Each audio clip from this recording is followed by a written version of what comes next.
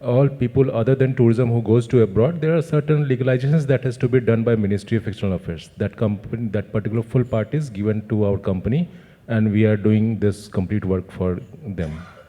Thank you, sir. Thank you so much. It was in detail. Thank you.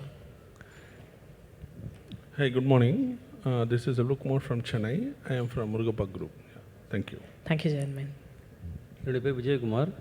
நான் electronic service centre வச்சுருக்கேன். Coming from Chennai. Thank you, sir. Thank you. Good morning all. I am Rajkumar Bhaskar, working as a specialist social development in the Indian Institute for Human Settlements, Chennai branch. Lovely. Thank you, sir. I'm Ramesh from Chennai. I'm into computer sales and share trading business. Thank you, gentlemen. My name is Kanti Gopalakrishnan, coming from NEEDS NGO, Kanchipuram. Thank you, gentlemen. Good morning. This is Badri. I am from Guardian Health Management Private Limited. I am from Chennai. Thank you, gentlemen. Hi, I'm Sri Ganesh from Catch Consulting. We are a recruitment company based in Chennai. We do hiring for senior management, top management for corporate clients across India. Thanks. I think if you can drop your email ID, it would be helpful for our viewers so that they can send their resumes. Hello, good morning to all of you. My name is Alagu Murugappan. I am leading two companies. One is AI International. We are merchant exporters. Another one is Veterinary Imbex. I am doing customs clearance and other allied activities. I am in this industry for 40 years. I am ready to help anybody who needs advice on imports exports. Thank you. Thank you, gentlemen. Thank you so much. Can you come here? Yeah. Good morning to everyone. I am Dr. S. Ganapati Venkata Subramanian. I was the former professor of Environmental Management and Law at the Anna University and expert member in the State Environmental Impact Assessment Authority for the Government of Tamil Nadu. Thank you, gentlemen. Thank you for joining with us. Yeah, good morning all. Myself Dr. Sundari Suresh, Chief General Manager of IOD Global, taking care of Tamil Nadu and Pondicherry region. And I'm very happy to be part of this earth because IOD itself is doing for the ESG compliance for all the companies. And we do annual conclaves based on ESG theme and also wishing all the corporates who are going to get the award all the best for you. Thank you. So sweet of you, ma'am. Thank you. My name is Selvam, former Executive Director of MS Swaminathan Research Foundation, and also currently the member of Tamil Nadu State Wetland Authority. Thank you, sir. My name is Tamil Oli. I am a trained social anthropologist. I am in the development sector for the last 25 years. Thank you, gentlemen. Yeah, Namaskaram. I am Bhakilakshmi Prem Kumar from Smart Shipping and Logistics. We are doing shipping and logistics. Thank you, ma'am. Thank you. Thank you. Good morning, everybody. I am Venkatagiri. I run my own business, manufacturing machine tool and medical components by the name J. Chris CNC. I am from Chennai. Thank you. Thank you. Hi, I am Sundararajan Krishna from Aditya Birla Group. I am working as a manager corporate affairs. Thank you, sir. Good morning all. My name is Kishore. I am from Amtex Group. We are into IT services and solar energy business. Yeah, thank you. Thank you, sir. Thank you.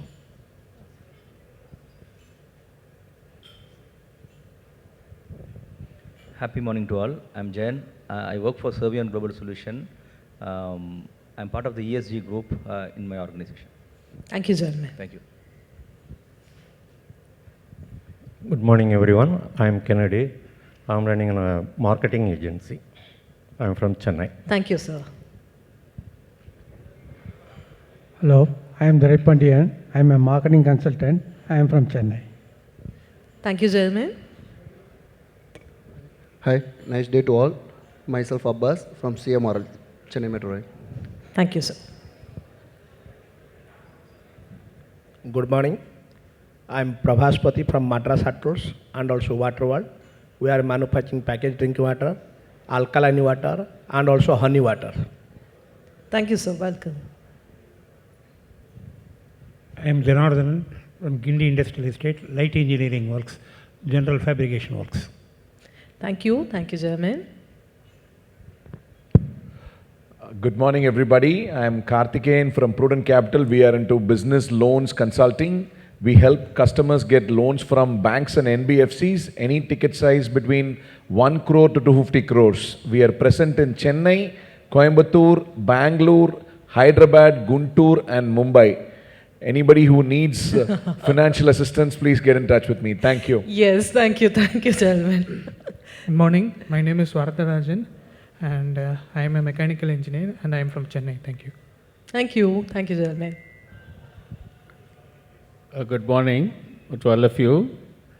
I am Dore Babu, an ex-banker, and presently you can discuss anything about, of course, into refining of edible oils. One of the brand name called Sunland and Rubini. Heading banking, finance. We have wind power generation too, solar, rooftop, and also legal matters. You can, anytime, if anybody wants any assistance, I can help you all. And also into healthcare. Wow, so many verticals. Thank you, sir. Thank you for joining with us today. Good morning to you all. My name is Chandrasekhar. I am the promoter of JC Organics LLP. We have a 200-acre organic farm near Tirunelveli. And I am also the chairman and managing director of Sterling Holiday Financial Services. This is about 37 years old company. Thank you very much. Thank you, sir. Thank you so much. Good morning all. So I'm Elanjarian. I run this company called Social Zog. We use the power of social media to generate more sales for your company. Thank you. Thank you, gentlemen. Good morning all. I am Vishwanathan and I'm from HCL Technologies as a delivery head actually. Thank you, gentlemen. Good morning all. I'm Jai Kishore and I am business development and sales head at Digilogy, and we provide business transformational services for the business sizes starts from 1 lakh until 50 crores and above. Lovely. Thank you for joining with us. Good morning all. This is Arun Babu. We are doing steel structural design engineering consultancy in Chennai. Thank you, sir. Good morning. I am Jayachandran here. I am from Viluppuram. I am an NGO consultant and interior contractor. Thank you, gentlemen. Hi, this is Shankar Narayanan from Skill Plan Consultant LLP. We are dealing with the skill development programs and training and assessment body, so we can support based on the requirements. Thank you. Thank you. Thank you, sir. Good morning. Myself, Sajan Sangvi here. I import and do chemical business. Thank you. Thank you, sir.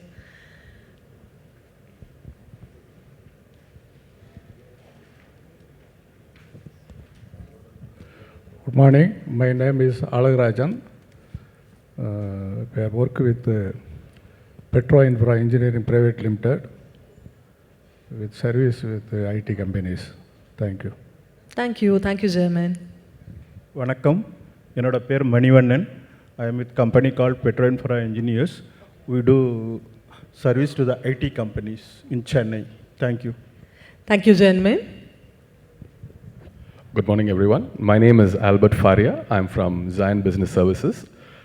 We provide consulting across sectors, including nanotechnology. We also are consulting for sustainability. I have a couple of clients in that particular sector, and that's what brings me here. And congratulations to all the winners of this particular award. Thank you. Thank you, sir. Thank you so much.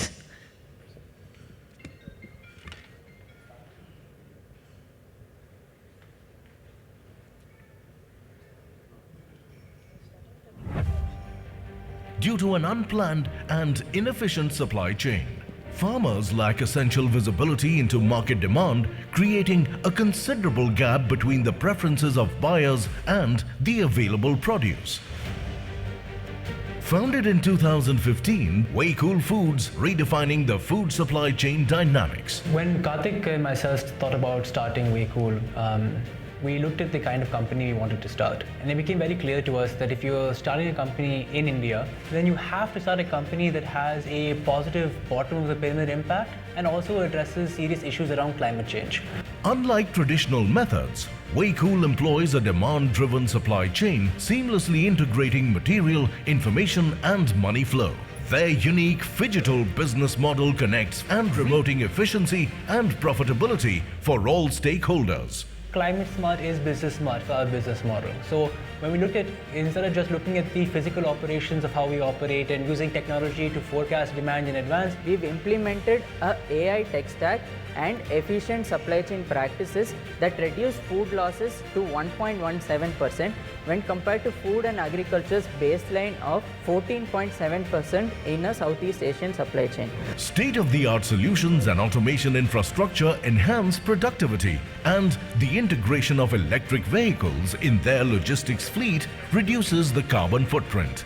With a farmer engagement program called Outgrow, WayCool also collaborates with over 200,000 farmers, providing advisory services and custom solutions. Outgrow చేసేదాన్ని ఇంకా కొంచెం chemical కొంచెం problem తగ్గుతుంది. Outgrow helps me in the way of organic farming, and it gives a better way of making our own fertilizers. WayCool Foods emerges as a beacon, demonstrating how innovation and technology can reshape our approach to food production and distribution, creating a more sustainable future for all.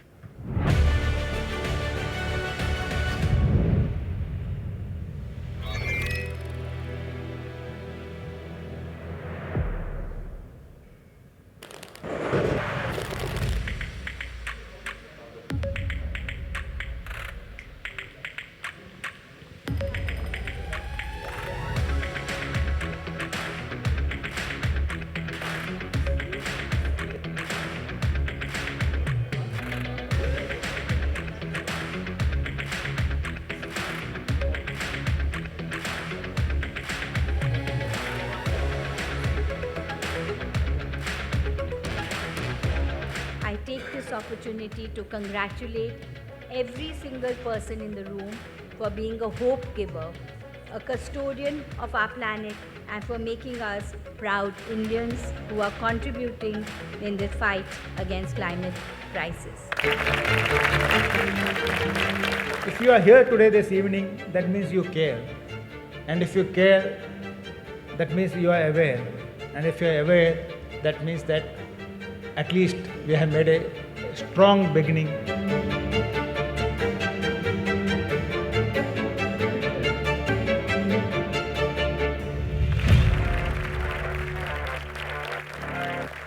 I'm excited to announce the winners of this category.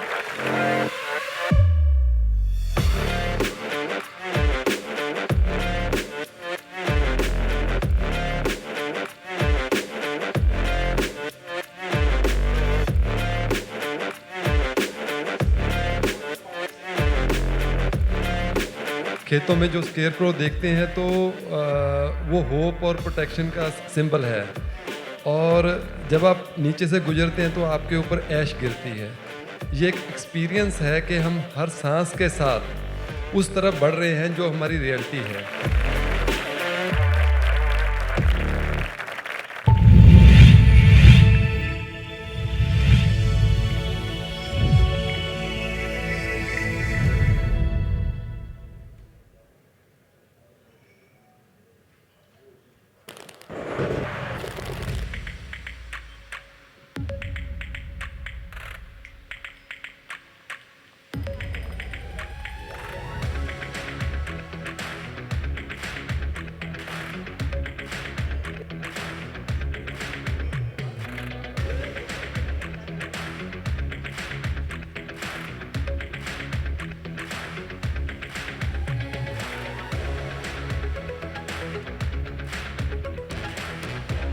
I take this opportunity to congratulate every single person in the room for being a hope giver, a custodian of our planet, and for making us proud Indians who are contributing in the fight against climate crisis. If you are here today this evening, that means you care. And if you care, that means you are aware. And if you are aware, that means that at least we have made a strong beginning.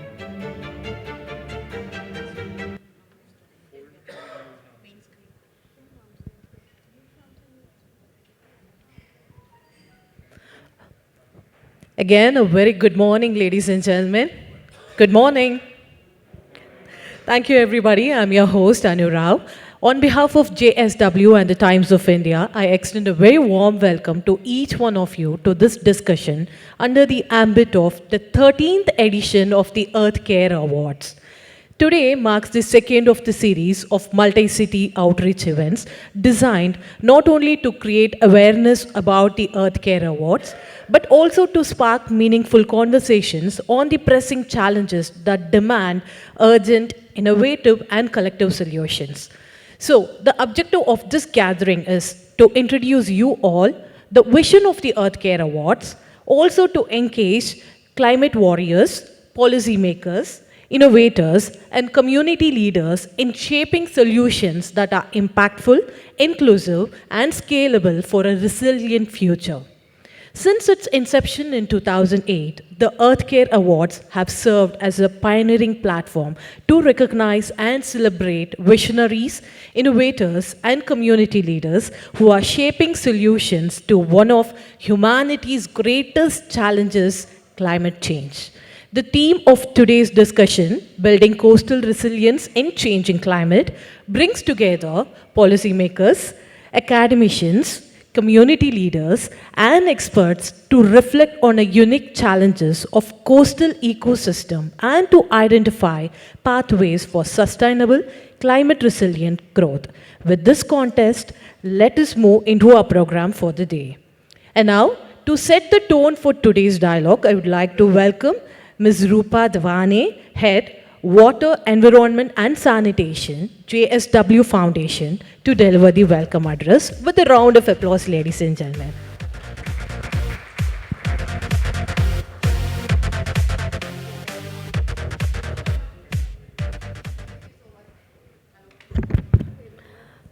The fact that all of us are here means we care for climate change, and I don't think I need to talk about the urgency of wanting to work on climate change as a topic. So just to move ahead, give you all a little background of what the Earth Care Awards are, as she's already set the context. Earth Care Awards were initiated, can I have the, thank you. Started in 2008, it's a joint initiative between Times of India and JSW.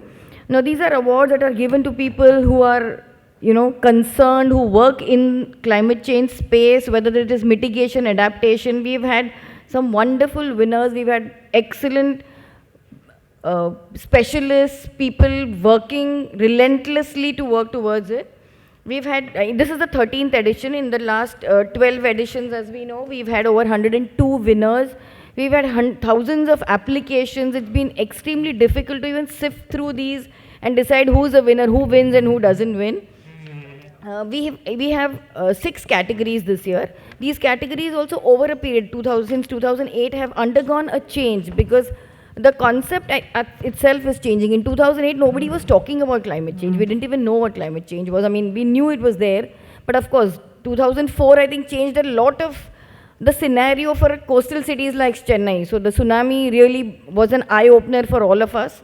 Look at what's happening with monsoon for that matter. All the extremities that we are seeing today, yesterday and today we are hearing Kolkata being flooded, we have Mumbai being inundated, we hear about Delhi, we hear about Chennai, we hear across all the big cities, smaller towns, and hence I think all of us here, our presence is extremely important to think about what can be done. So one of the categories, the most important one for all of us, is the community category. People who are working in the community space, these are NGOs, CBOs, working towards making the communities climate resilient, whether you are working at an mitigation or an adaptation for the climate change space.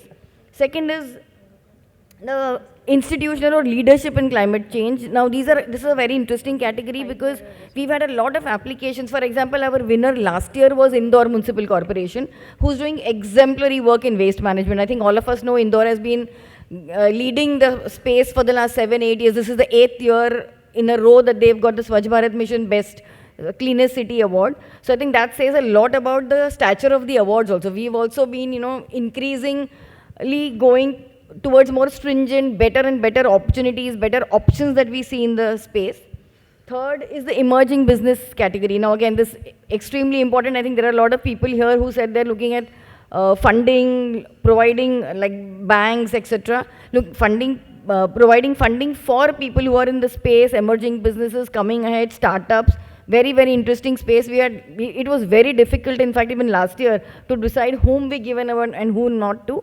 Again, to just give you a setting here, we do not give a first, second, third prize in any category. For us, they are either winners or emerging people reaching towards that space, because each one working in the space, I think that itself speaks a lot about their work there. Then we have a category called that I'll talk about the fourth category later. That's our latest one. Fifth category is women leaders in the climate change space. All of us know, I think I was just discussing with someone here, the most vulnerable when it comes to the effects of climate change are women and children and economically backward. So I think women working in this space is extremely important, because that's what they face, that's what they've come from. So these are grassroots level women. We have other people in the corporate space also. We've had some fantastic names in this space. All the details are there on our website. So the www.earthcareawards.com gives you entire spectrum.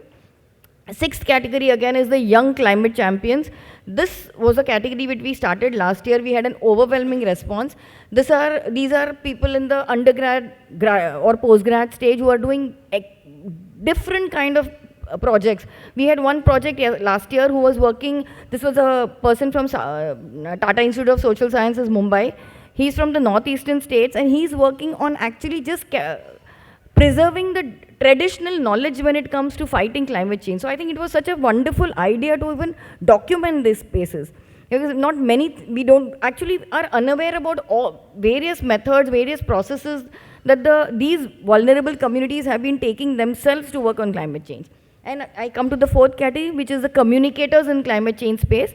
We think this is again a very interesting area that's available here. Somebody said social media, they work on that. You have various filmmakers. We have so many books that were written. We've heard so many articles that are written on climate change. And these people, we wanted to bring them out and see how we can reward them. Last year, you saw the film which just played before I walked in.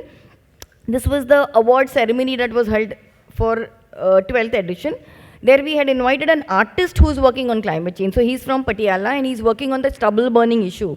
And what can be done? I think that the minute now winter comes in Delhi, everybody in the north is going to start talking about the AQI and the stubble burning, etc. So these are all interesting spaces. Hence, I think this is the category which will bring out more.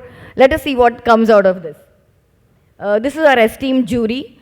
We have Dr. Ajay Mathur, who is the chair jury. We have Arunabha Ghosh and Dr. Soumya Swaminathan. I'm sure all of you all know about her, very dear to us, working MS Swaminathan Foundation has been working relentlessly on climate change space. I was fortunate enough to visit their projects that are going on in Pichavaram since, I think 2004 onwards. So huge work that's been done in this space.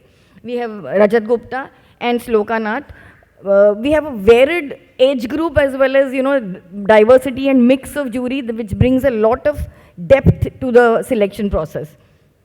These are our past winners, colorful, right from Air India to Indore municipal corporations to a lot of a lot of NGOs who are working in this space, from WOTR to, we just heard somebody from BIF speak. We had NGOs from as far as Northeast, we had from Jharkhand, so people working at the grassroots level, many of them.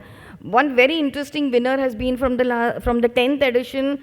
Her name is Nidhi Pant. She went on to win the Prince William Earthshot Prize, which is a £1 million prize. So I thought that was really a feather in our cap that we've been able to identify these kind of people before they got more publicity.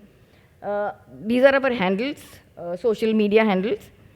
So you will get all the information there, and in this current space of social media where we need to outreach more and more people, I think this is important.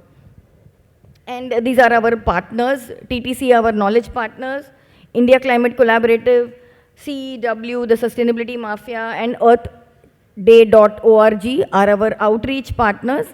And all of y'all are our partners. I mean, the more people that we hear in the audience and we see here, this is where we hope to take the movement of earth care ahead so that we can work towards a sustainable future when it comes to climate change. Thank you so much. And as the morning unfolds, I think we'll hear more and more experts. All of y'all are stalwarts in this space, so waiting to hear from you. Thank you so much.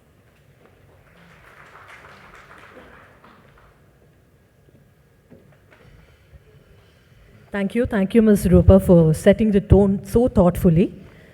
Well, ladies and gentlemen, before we begin the panel discussion, I would like to invite Mr. Ajay Pandey, the co-founder and partner at Think Through Consulting, a knowledge partner, for the awards to briefly introduce the award categories, and this will help encourage more change makers from Chennai to come forward and submit your impactful projects.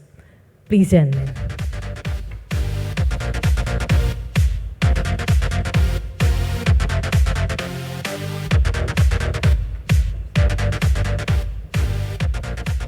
Good morning. So Rupa has given a kind overview of the entire Earth Care Award journey since 2008 till the 13th edition of the award. My name is Ajay Pandey. I am co-founder Think Through Consulting, and we are also the knowledge partner. And we have been knowledge partner for the 11th edition, 12th edition, and now the 13th edition. Just wanted to talk a little bit about the award categories. Rupa has given overview of the award categories, which you have already seen. Can I have a mic? Now, looking at the community, led climate action, this is one of the award categories that receives maximum number of responses, and rightly so, because there is so much that is happening across the country and also outside of country. When we are looking at South Asia, Southeast Asia, there are nominations, there are submissions that is coming from these regions as well. So this is one category where the award recognizes grassroots-led climate action. And the key word here is the initiatives must show clear decision-making power and leadership by the community. So while we look at inclusion, while we look at the adaptation, mitigation, resilience measures that is happening throughout, what is the role of community within that? So A, community has to be an inclusive part of the entire planning and decision making, and B, there has to be clear climate action goal supported by some kind of evidences, whether it is in the mitigation or adaptation or resilience domain, all qualifies for this. Any community group, farmer collectives, youth groups, women self-help groups, local NGO, local government bodies, directly implementing the climate solutions are encouraged to submit online.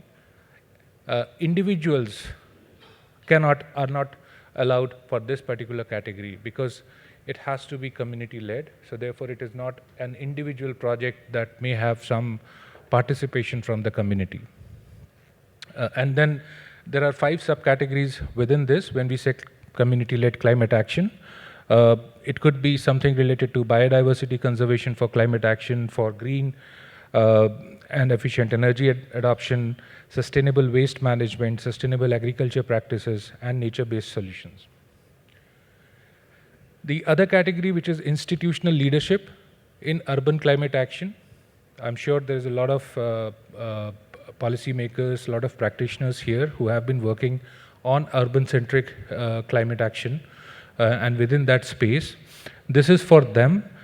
You know, there are different thematic areas which is very, very material for urban growth, sustainable urban growth, sustainable mobility, green infrastructure, solid waste management, water management, renewable energy, urban disaster resilience. All of these categories, all of these thematic areas does become a part of this category. Any public-private partnership projects are also welcome. provided the lead implementer is a government body. So this particular award category is for government or government-backed institutions. It could be urban local bodies, state agencies, urban development authorities, any special purpose bodies instituted by the government, and any other government institution as we speak. So there might be non-government organizations who may be part of this journey, but it has to be led by the government body, and it has to be urban specific. So identifying any urban specific issue, and then if there is any climate action that has some evidence of impact, they are encouraged to apply for this. Emerging businesses. Now, earlier, the category was open to all kind of businesses, but then the jury, kind of opined that, we should be looking at the new startups, because there are a lot of startup who are now doing a lot of business here in India, and many of them are actually taking forward climate action. It's not just making their business sustainable, but they are actually, sustainability is deep rooted in their business priorities as well. So this recognizes forward-thinking business enterprises developing innovative and scalable solutions towards mitigation and adaptation. The award is open to private limited companies, public limited companies, or LLPs, partnership firms, sole proprietorship as well. And there are two subcategories. So, in the form itself, this question will be asked, whether it is a startup at an early stage or a prototype initial validation requirement, or whether it's a scale-up where proven models exist. Now, there is no sectoral restriction as long as the core model directly addresses climate challenge, but the innovations must be beyond an ideation stage. The solutions should be market ready or have been piloted. The innovations, if patented, is definitely going to be considered and given more scoring. Now, as Rupa mentioned, the communicators in climate action is a new category that is being started from this year. Rupa has already shared the backstory of why this is important. The idea here is to identify how creative communication can, and the art and the science of climate change can be merged together. So while there is a lot of work which is happening around it, how do we use creative mediums and communication platforms like visual storytelling, audio and music, performance and theater, digital and interactive media, as well as written journalism and storytelling, how they have been able to shape up. And we have designed the form for the submission and for the assessment in a manner that, other than ideas or plans, if there is something which is happening, how engage, what is the level of engagement, how it has contributed, etc., will be looked at, and how it has raised awareness or inspired action or shift perceptions of climate change. Again, women leaders, given the vulnerability that they have because of the impact of climate change, this is a nomination-based submission. Anyone can nominate with evidence. Climate, women who are driving climate resilience, biodiversity conservation, sustainable livelihoods, policy advocacy, and gender-responsive solutions. Again, this is open for organizations which is led by women, whether the peers can also nominate institutions or individuals familiar with the nominee's work, or it could be self-nomination as well. So women leaders are actively engaged in climate action, from grassroots organizations to institutional heads, policy advocates, entrepreneurs and researchers. All of them qualify as a nominee. And the Young Climate Champion program, which recognizes innovative climate action led by India's youth, and this is something that really is a pleasure to see the kind of energy, the kind of excitement This was started last year, and different colleges across the country, there were road shows in those colleges. A lot of young people came up with their projects and ideas. It had an entirely different selection criteria, jury and everything. So this is open for college students, young leaders, educational institutions who can nominate some of these projects as well. Again, there are 6 subcategories: air quality improvement and pollution control, environmental education, and you can read the rest. So how to apply? And the idea also is for you to spread the word around. So visit www.earthcareawards.com. You will find the nomination page for the 13th Earth Care Awards. Register at the website and then explore the award categories. There are FAQs and assessment details that is provided there. Apply online on the website, or in case if you find any trouble applying online, you can download the offline form and fill it up and send it to earthcareawards@timesofindia.com. The role of the knowledge partner is also to do the assessment. So there will be a round 1 application assessment, which is open online right now. Shortlisted applicants will receive a round 2 questionnaire. Then the assessments will happen, and it will be followed by verification visits to the knowledge partner. Then there will be a jury round, and final awardees will be shortlisted. So just wanted to share these insights with you. Thank you very much, and keep enjoying the discussion. Looking forward.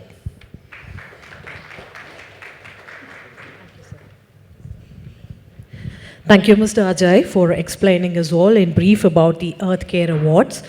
So, well, ladies and gentlemen, we request all of you to visit our website, www.earthcareawards.com, to know more in detail about the Earth Care Awards. And also, we are very much active on social media handles, so we request you to like our page and follow our page and get notified instantly about everything that's happening around Earth Care Awards. So, well, ladies and gentlemen, we now have come to the centerpiece of today's event, the panel discussion on the theme, Building Coastal Resilience in Changing Climate. And I'm very pleased to introduce our distinguished panelist, Mr. Raj Sharabal, the Executive Director, Chennai Smart City Limited. Can we give him a round of applause, ladies and gentlemen?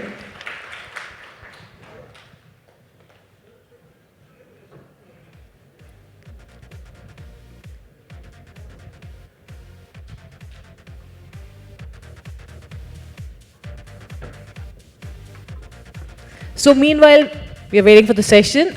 May I request all of you to please pick your phone and check our website, www.earthcareawards.com.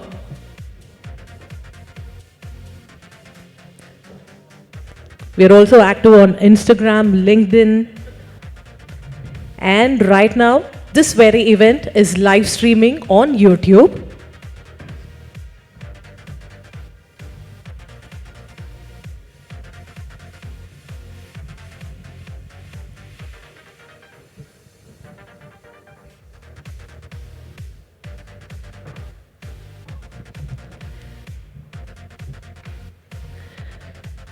So let me welcome the panelists. We have Mr. Raj Sharabal, the Executive Director, Chennai Smart City Limited. Can you give a round of applause, ladies and gentlemen, for our very first panelist?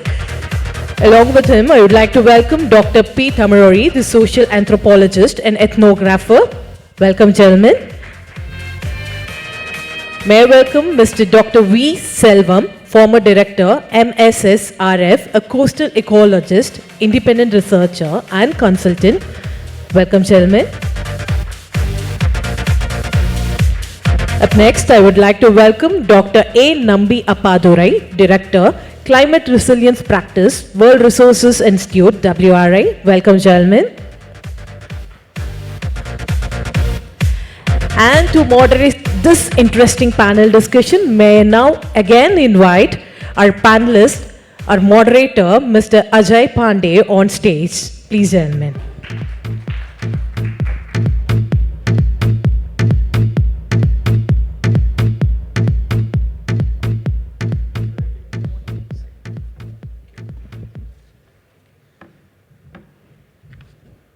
So good morning once again, and a warm welcome to all my esteemed panelists.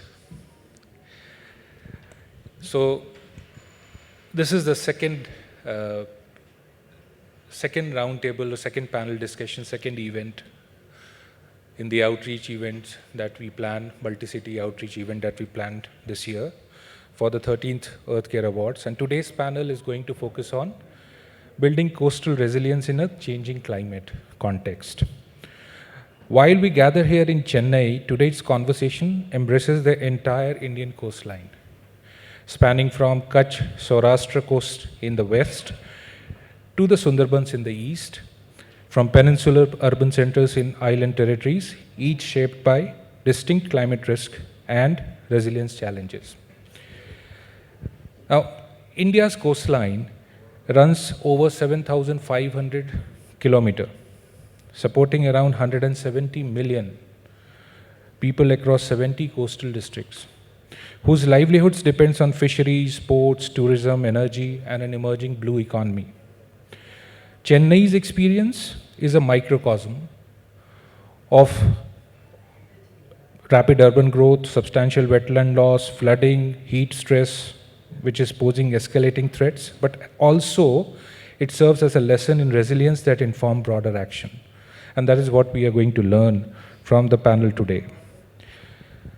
In terms of context, the Indian National Center for Ocean Information and Services has developed a coastal vulnerability index and a detailed hazard map that highlights exposure to sea level rise, storm surges, and erosions in major urban centers, including Mumbai, Chennai, and Kolkata. And approximately 1/3 of the coastline is particularly vulnerable, thereby escalating risk for dense settlements, critical infrastructure, and ecosystems that are vital to coastal economies. Alongside these challenges, extensive ecosystem restoration program focusing on mangroves, dunes, coral reefs, seagrass beds are underway to provide natural defenses and protect community livelihoods. India's coastal resilience approach is now shifting from isolated projects towards integrated planning. The Integrated Coastal Risk Mitigation and Resilience Program weaves together risk assessment, ecosystem restoration, community preparedness, and geospatial planning. This builds on framework like coastal regulation zones and efforts to mainstream adaptation through updated climate missions. New initiatives such as incorporating ocean ecological data into national statistics aim to enhance the preparedness and informedness of development and investment decisions. In addition to this, there are a lot of multi-sectoral and multilateral partnerships that are also vital to this evolution. The World Bank Shore Program, for example, aims to conserve tens of thousands of hectares of habitat in Tamil Nadu and Karnataka while creating livelihoods and tracking plastic pollution. UNDP and ADB are supporting ecosystem-based adaptation and climate-smart infrastructure across maritime states. This moment calls for harmonizing policies and mobilizing finance and centering community action so that resilience is both sustainable and equitable. Our panel today offers a diverse expertise across science, governance, ecosystem, and social dimensions. As we begin, we recognize that successful coastal resilience demands grounding in robust science, mapping hazards and vulnerabilities and translating them into practical urban planning, building codes, infrastructure design, etc. It also requires addressing social vulnerabilities by involving local institutions and marginalized groups in every phase of preparedness and recovery. Restoring natural ecosystems such as mangroves and coral reefs remain a cost-effective and critical shield against climate impact. With this context, I look forward listening to our distinguished panelists to share their insights. We will have the panel questions in two parts. One would be foundational. The other would be looking into the future. So what kind of strategies. And then we will have some questions from the audience as well. So with that background, I would like to jump straight forward into the discussion today. And I would like to, first of all, for Dr. Tamil. Now, based on your ethnographic work, what social and cultural challenges most fundamentally hinder resilience building in coastal communities, and what strategies have proven effective in overcoming them? Thank you. Once again, good morning to all of you. See, actually, we have been hearing from the morning about climate change resilience. Now the narrative has moved up. It is not anymore climate change, it is climate crisis. So when you use the word crisis, it really gives much more intensity to make effort to understand and how actually it is impacting on the ecosystem and community. So my views will be through the lens of the communities as it was posed, how the coastal communities are getting impacted, or in a sense, is there any preparedness to meet the disasters and develop their resilience power. So when we talk about the coastal community, it looks very generic. Some of the sections are resilient enough. Some of the sections are, at least we can say, they could manage to come back after the disasters. But some of the sections are really, really vulnerable. Let me restrict to those sections which really deserves maximum effort for developing their capacity to become resilient. One is the traditional coastal communities. They are there for hundreds of years. They know about the coastal system. They have rich knowledge about the coastal system. Now, how they become vulnerable? See, in the Chennai district stretch itself, if you see the rough number is around 80, and 43 settlements are located within the Chennai city boundary, coastal area. So now the problem for them is, one is they are vulnerable in a sense economically, their position is not good enough as it was in the past because of various reasons, including their pollution practices, etc., etc. Second thing, they are losing their space. Coastal community, when we say it is hamlet, kuppam, shore, and the sea resources which are available in the sea. What they are losing is not only the resources in the sea, but also the coastal area which traditionally they have been using it for their market, for their net mending, for their drying, etc., etc. So they are not in a position to do as they were in the past. Now in this situation, what are the list of factors which are really hindering to really become more resilient? I'll come to that point. The other section which I want to talk about is this slum dwellers in the city. So the statistics says around 1,200 slums are still in the city. Even though we started 1977, the slum development program, the house development program for the slum, then it's going on. Now we have a program called Slum Free City, but still slums are going to be there. It is going to be a sustainable factor in the metropolitan city like ours. If you see the kind of rapid urbanization, and also the statistics shows 1971, the total population of Chennai is 0.3 million. 2011 census, it is 8 million. We don't know what is 2025 now. The rate of urbanization is much, much more than the earlier decades. So if you clear some of the slums, there will be new slums. The Greater Chennai Corporation is annexing, so new slums are coming in. So roughly around 25 to 30% of the population is in the slums. So they are vulnerable. And if you see the factors which are really hindering, which are really blocking or enable for them to develop their capacity to manage resilience is the bigger word we are talking about. One is geographically where they are located, both coastal communities and also the urban slums. Very vulnerable area, low-lying area. Whether it is inundation because of cyclone, storm surge, or it is going to be, if it is going to be a problem of sea level rise, it is going to be there in the next 50 years, 100 years. There are data. I don't want to really give more data about it. What will happen if there is a 1 meter inundation? What will happen 2 meter? So considerable amount of Chennai is below 2 meter range. And some of the areas are like below mean sea level. This is where the problem is. So why I'm telling is both coastal communities and also slum areas, most of them are located in these vulnerable areas. So that is one, where they are really located. Second one is the housing condition. Housing conditions are very bad.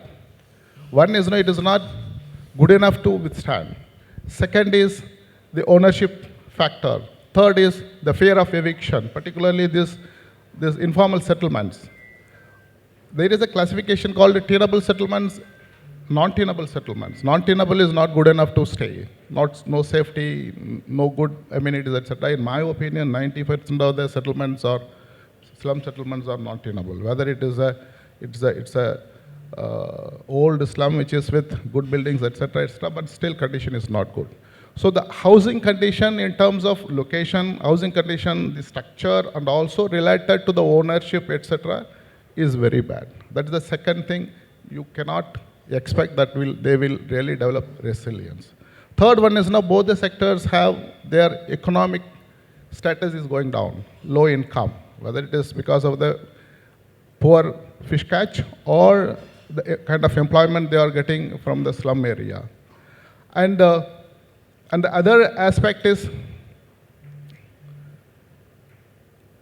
there are different sections within the groups, particularly in the slum areas, subgroups. So the mobilization part is very, very difficult when you talk about slum community. So the second part of the question talks about the community-based institutions.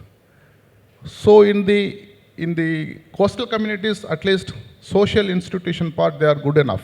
That is how they manage to some extent better than when we compare to the other vulnerable group.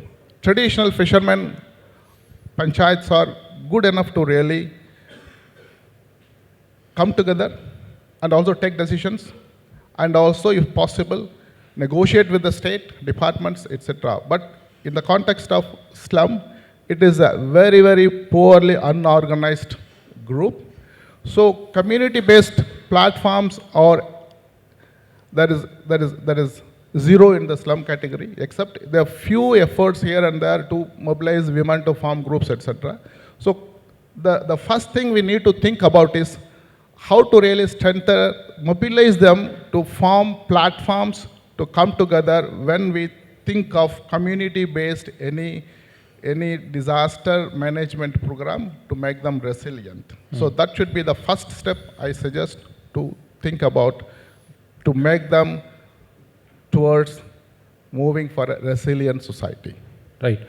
I mean, you highlighted a very important aspect of resilience there, because that is how, unless and until they are not organized, there is no community preparedness around it.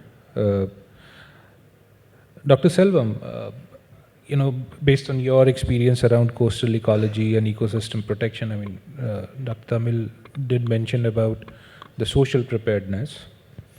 I would like to understand from you, based on your experience, What nature-based interventions provide the most effective protection for coastal ecosystem and community livelihoods, including the kind of vulnerability that he described? And just a moderator note, we'll need to keep our responses maximum 4 minutes. Thank you. Thank you. I will start with one quote. See, any coastal zone management project should aim to, find ways and means to integrate ecological security of the coastal area and the livelihood security of the coastal community. If you have such a kind of projects, if you have such a kind of vision, then there is always a possibility to enhance the resilience of both the coastal ecosystem as well as the community. This is actually the words of Dr. Swaminathan. I heard this when he explained the programs of the Coastal System Research of MS Swaminathan Research Foundation. Since then, we have made many achievements. And of course, his prophetic words still is relevant. And one of the achievements that we could make is the integrated mangrove fish farming system, which integrates the cultivation of fish as well as growing mangrove plantations. And both have, they have their own roles in enhancing the resilience as well as the adaptive capacity of the local communities. Actually, this model received the Earth Care Award in 2015 under the category of climate community initiatives on to mitigate and adapt to the climate change. That was the model that we developed. But this model, see for example, this model is may not be directly suitable to the core urban area like Chennai, but this model can be replicated in peri-urban areas like the Ennur in the north, or in the Padavarkade regions, or in the Kovalam in the south. In fact, this model is well recognized as a blue solution by the UNFCCC, and they support replication of these models in many areas. But the point that, one of the important points that I would like to make here is the mangrove alone is not a solution to enhance the adaptive capacity of the community to the many manifestation of climate change. But now there is a lot of focus on that. But there are many other ecosystems are there. For example, the tropical dry evergreen forest. It's a unique type of forest that present only along the coastal region from Visakhapatnam in the north to Rameshwaram in the south of Tamil Nadu. So, but it's completely forgotten ecosystem, and no one is taking care of that. Only the remnants of those ecosystems are present in the coastal sacred woods along the Tamil Nadu coast. So the trees of these particular ecosystem, it may not grow to a lofty heights, but it's a very strong trees, and they can be, these trees can be part of the urban forestry. They can be part of the coast, the urban parks and other things. They are all evergreen trees, and their carbon sequestration potential is very high. So, so I feel the diversification of various options to integrate both ecological security as well as the livelihood security of the community. We have to weigh and then give equal importance, based on the needs, based on the local conditions, and based on the people's perspectives, and we have to see all those kinds of things. That's what I would like to say that in this thing. Thank you for your insights. I would move to you, Raj. You have, been part of the urban governance and smart cities for a long time now, and based on your experience, how have integrated urban planning and smart city initiatives helped manage climate risk in Chennai, especially for the most vulnerable and urban population? First of all, thank you for inviting me here. Can you hear me? Is it audible? Yeah, okay. So anyway, I think experts here are saying, even though we are talking about coastal, I think all of us have learned over the years that you can't solve problem piece by piece, right? A city is not just this or just that. We have to talk about the poor, we have to talk about slums, we have to talk about livelihood. So the problem in Indian cities is that even though theoretically we may know stuff, assume this room, we come up with 1,000 solutions to be done. In Indian cities, for various reasons, and I don't think we have the time for it, there's chaos, there is multiplicity of organization, etc., etc. Getting a good or even an experiment done is near impossible the first time, right? Second time is easy. So even though smart city, we are a tiny organization, tiny effort, so we don't want to exaggerate our importance. I think what we have tried to do is do those first things which we think are important in different sectors, right? For example, believe it or not, Greater Chennai Corporation has restored about 245 water bodies in the last few years. It's probably a world record. We just moved on to something else, you know.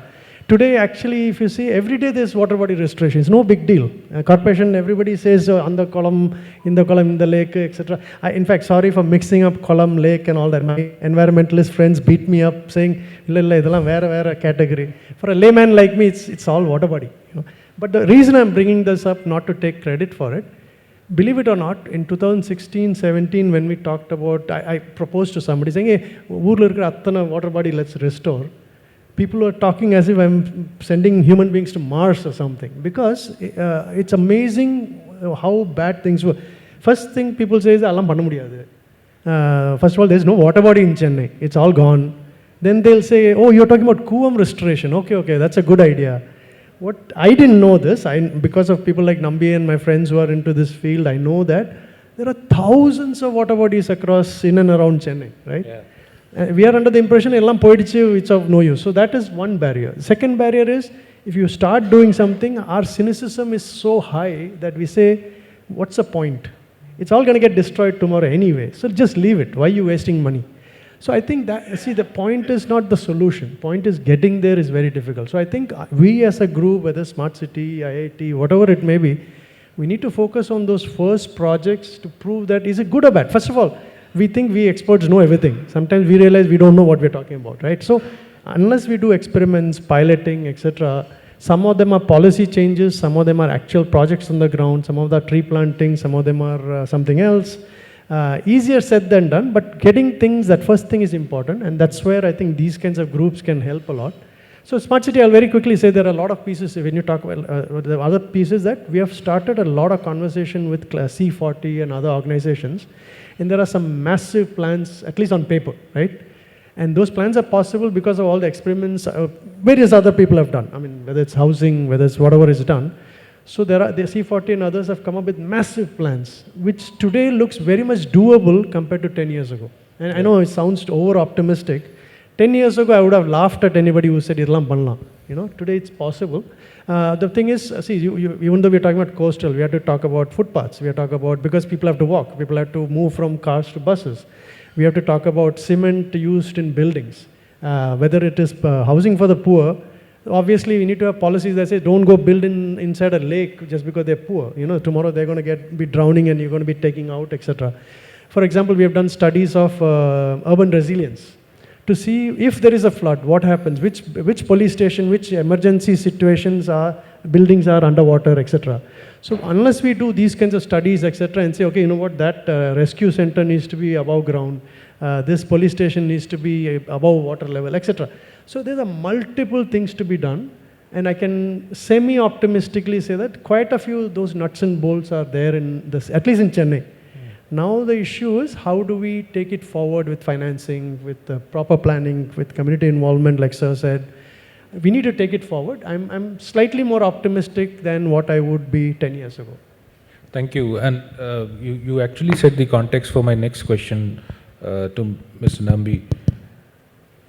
Coming from your governance and climate finance background, and what the challenges that Raj just mentioned, from your experience, what major governance gaps that you see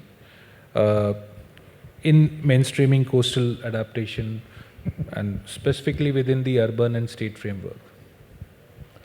First of all, at the outset, I would like to thank for having me here. It's we know that, more than 50% of population is in cities today. And by 2030, it'll be far more than 68% of population will be living in cities. Out of that, coastal cities outpace the other cities because the kind of economic opportunities provides, it's a sort of a given thing. India is one of the fast urbanizing countries in the world, and out of which Tamil Nadu is also a very fast urbanizing states in the world, out of the coastal cities.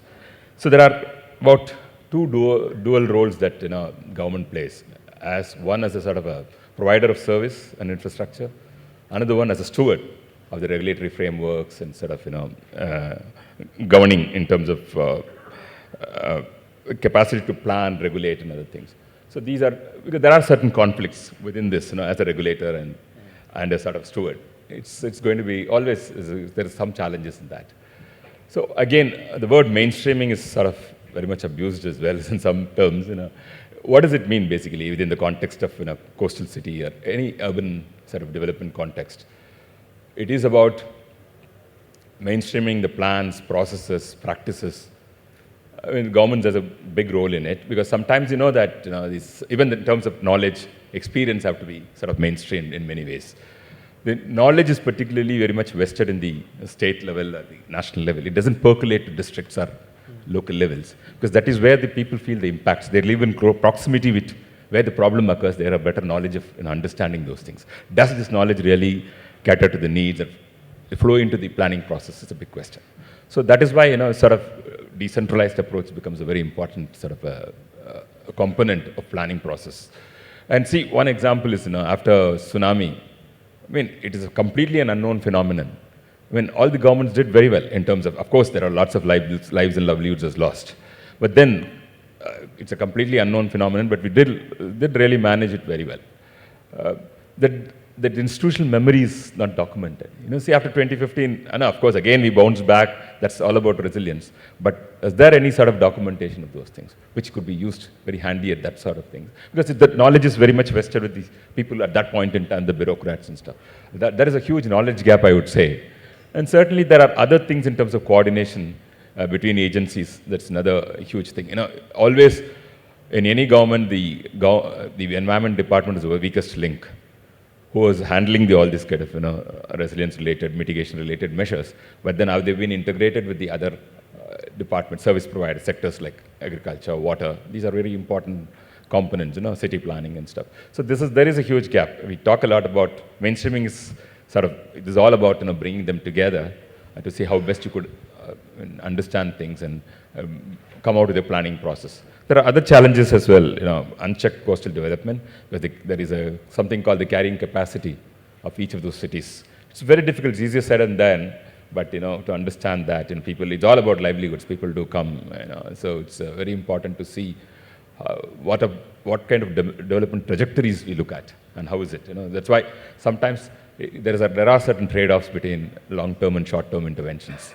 Always, there is something which we do at a short term might be a maladaptation in a few years' time. But it's very difficult because climate change is so uncertain. It's not easy to sort of plan for a long term. At same time, you think in longer terms while planning. That becomes essential. That there are certain contradicting sort of, that is where governments also struggle. And also it is not government's own business, I would say, sort of, that ownership also with the communities. The tolerance level is, I've served in the Chief Minister's, this high-level committee on flood mitigation in Tamil Nadu, soon after 2023. We had sort of interviewed about 500 odd people across the city, the residents' welfare associations and stuff. The problems is, the city has indiscriminately grown. We can only transfer the risk from one place to another. There can't be sort of a perfect plan for those things. So, the tolerance meaning that, even there is a ankle level water is there, then immediately they have to really, the government should come to the rescue of it. Somewhere, it's very difficult to sort of government to cater to all the needs of it, though they have a mandate. But it's important that, again, I'm not very pessimistic as Raj said, there are lots of things which have happened, there are lots of changes are happening, particularly in terms of data and other things, because evidence-based planning becomes very critical. In that sense, because it's a changing set of circumstances, we need to really plan. And another thing I want to mention is something called Coastal Governance Index, which is a 5-year study. Every 5 years it's been done by the economists. There is a magazine, Economist Publications. Yeah. They come out with this Economic Intelligence Unit, they come out with this. India fares about 18, the 2020 report is about 20, we have, out of the 20 coastal cities they studied, India is about 18th. They look at various factors, tourism, fishing, military activities, and coastal operations, harbor operations. So many factors are taken into account. But this 2025, it's kind of, I saw the draft of it a little bit, sort of is encouraging moving in certain factors. Then Russia and Nigeria being the last ones. So again, the business environment for coastal cities, it's a very vibrant sort of it. There are lots of opportunities as well as challenges. How do you sort of balance this become a constant question? I think we are there, and a lot of good things have happened. The proper documentation should take place, and it's not go with the bureaucrats at that point in time and whatever happens in any disaster management stuff. So it's important to sort of harness those knowledge and inform policies in a better way. That's the right way to go.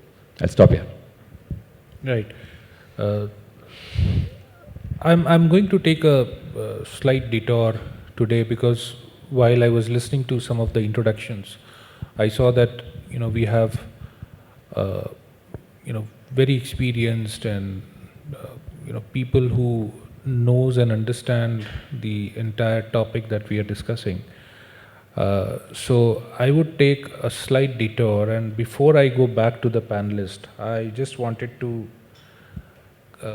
maybe come, ask a question to the audience, and maybe I can have a couple of responses.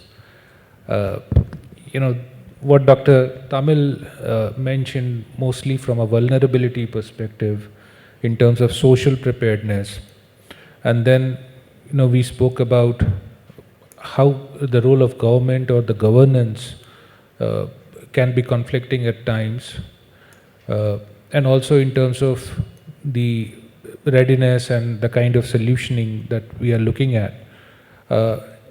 Most of you, I suppose, have been living in Chennai, and you have seen the problem of Chennai floods or the cyclones and everything.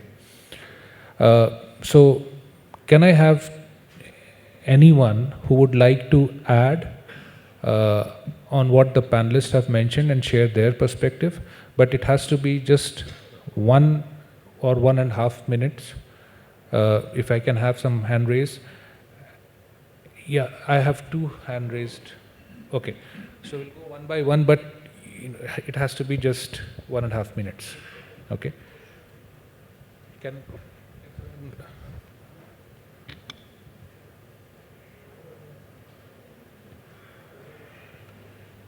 Do we have mics? Here. Check. Happy morning. And I'm Prabhu, I'm an environmentalist. And this question to Dr. Tamil sir.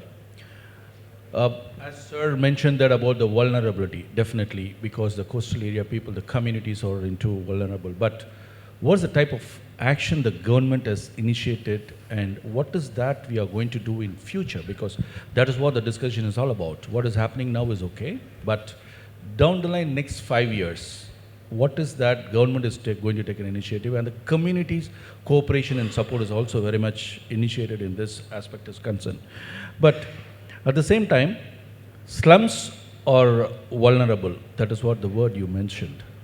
What is the next alternative for that? That is one. That's my question. So my input towards that is also I can add on to it. Yeah, 30 seconds, please. And about Mr. Chirbal, sir, about your smart city.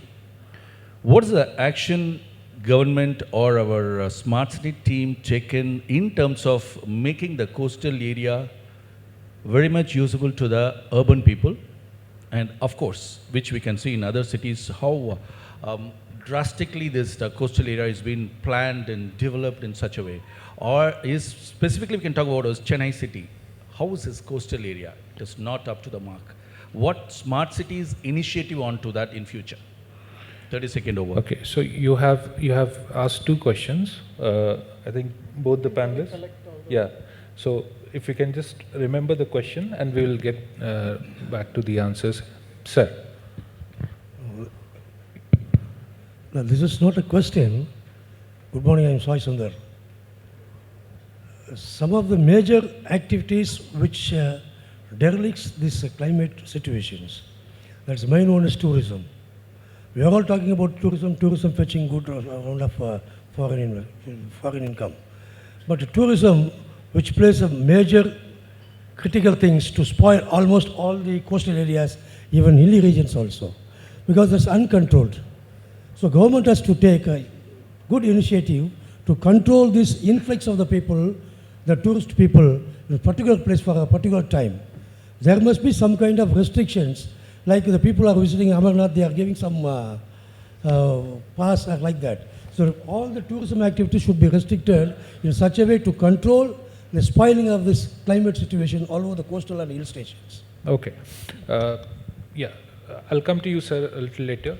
But just wanted to respond to what you mentioned in a perspective, since this is not a question, direct question, but your point. When we are talking about climate action, we are talking about three things. One is mitigation.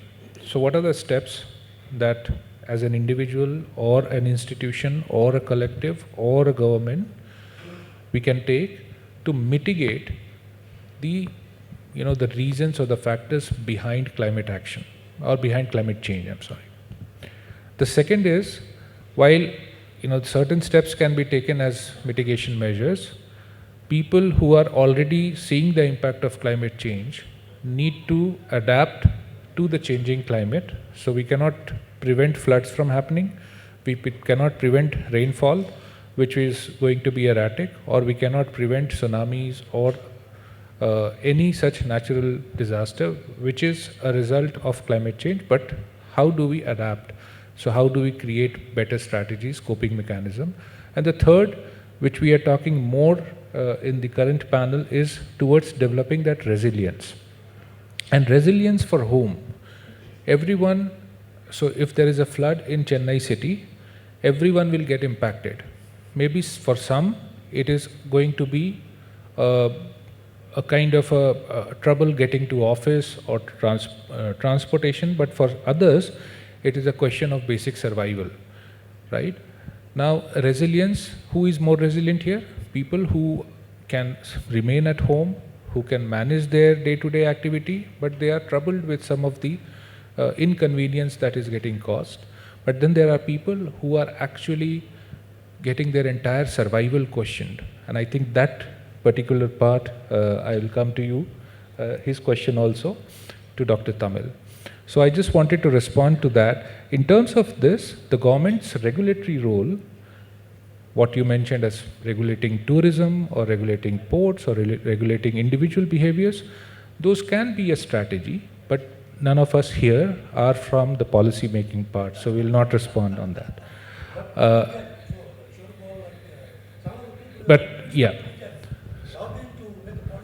absolutely, your point taken. So I'll come back to you, Dr. Tamil, and maybe you can respond to this question and the part that I mentioned. So what government is doing for the slum development? Yes, government as a welfare state, it's doing things. I cannot give you an exhaustive list of what is going on. One is about the housing, second is about the amenities, etc. There are issues related to, one is eviction and taking them to somewhere else, resettlement. So as Raj said, there are issues in that even. And what they are doing with the informal settlements, still there are problems because ownership, amenities they cannot provide. There is no ownership for the squatters, they call squatters in the government land. So it's just left without providing any proper amenities, etc. So government is finding it difficult to really know how to manage if the settlement is without any proper ownership, land ownership and other things.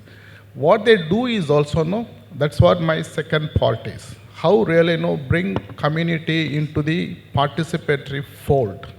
So the second point I want to insist here is, So after this globalization phenomenon, we all talked about inclusive. It has become a kind of jargon and buzzword, without really thinking in the process of how to really bring someone include in the process of whatever development, management, etc., etc.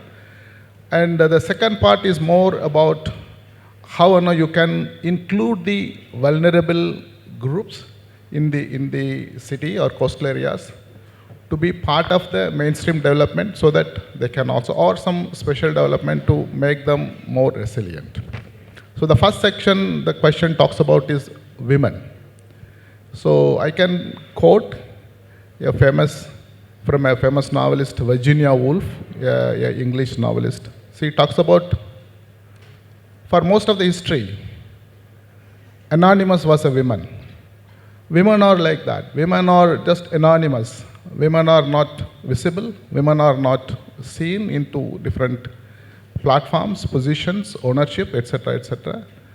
The second, third, fourth, vulnerable. So women are vulnerable, even historically, even in the present day context. The second and third, fourth vulnerable groups are, as I said, these poor slum dwellers and aged categories, challenged categories, physically challenged categories. Now there is another category which we conveniently ignore, these migrant laborers. Huge. I just yesterday read around 35 lakhs migrant population is there, laborers are there in Tamil Nadu. Just a rough estimation of 10% would be around 3.5. No house, nothing, no facilities, they are living in this city. So how to include all of them? See, resilience is a kind of excellent term we are using it. When we think practically how this vulnerable, if there is a disaster, they are doubly vulnerable. Because of the changes, crisis, they are several fold. So how to really make them to improve their standards, to resist or protect or come back, rehabilitate, etc., is a real complex and challenging thing. So as I said, the number one is, you should think in terms of how to think from the community perspective. When you say community-based adaptation, how you engage the community. Community engagement is not just manipulation, not just visiting the community, not just have a meeting. It's more of through a slow process of empowering them. Like a few examples from my own experiences, where I just witnessed, I was part of the work, this drainage system as a mitigation for inundation, where community is actually involved. The quality of the work has really gone up. Somewhere else I read where the community is empowered to ICT tools to map their landscape. The fishermen are now capable of making the boundary of the traditional space they were using it, and they are alert to keep any encroachment. Otherwise, fishermen's shore was encroached left, right, middle. So like this kind of empowering process could help. These are all very, very minuscule experiences and experiments. But to make it community-based, you include them. Needs are multiple. You list the needs and discuss with them how to really plan for it, how to engage them in the implementation process, how to help them for the management process also. So a plan should have, there should be a plan, like I'll conclude, there should be a plan of settlement-centric. If you want to really see the results of resilient communities, particularly these vulnerable sections, then it should not be a silos approach. Fishery department is doing something, GCC is doing something. This is another major hurdle. We have the culture of working silos. 25 years in my experience, we are talking about synergizing. Where is it happening? Where is the platform for that? And the civic societies are disappearing because their survival is a big question now.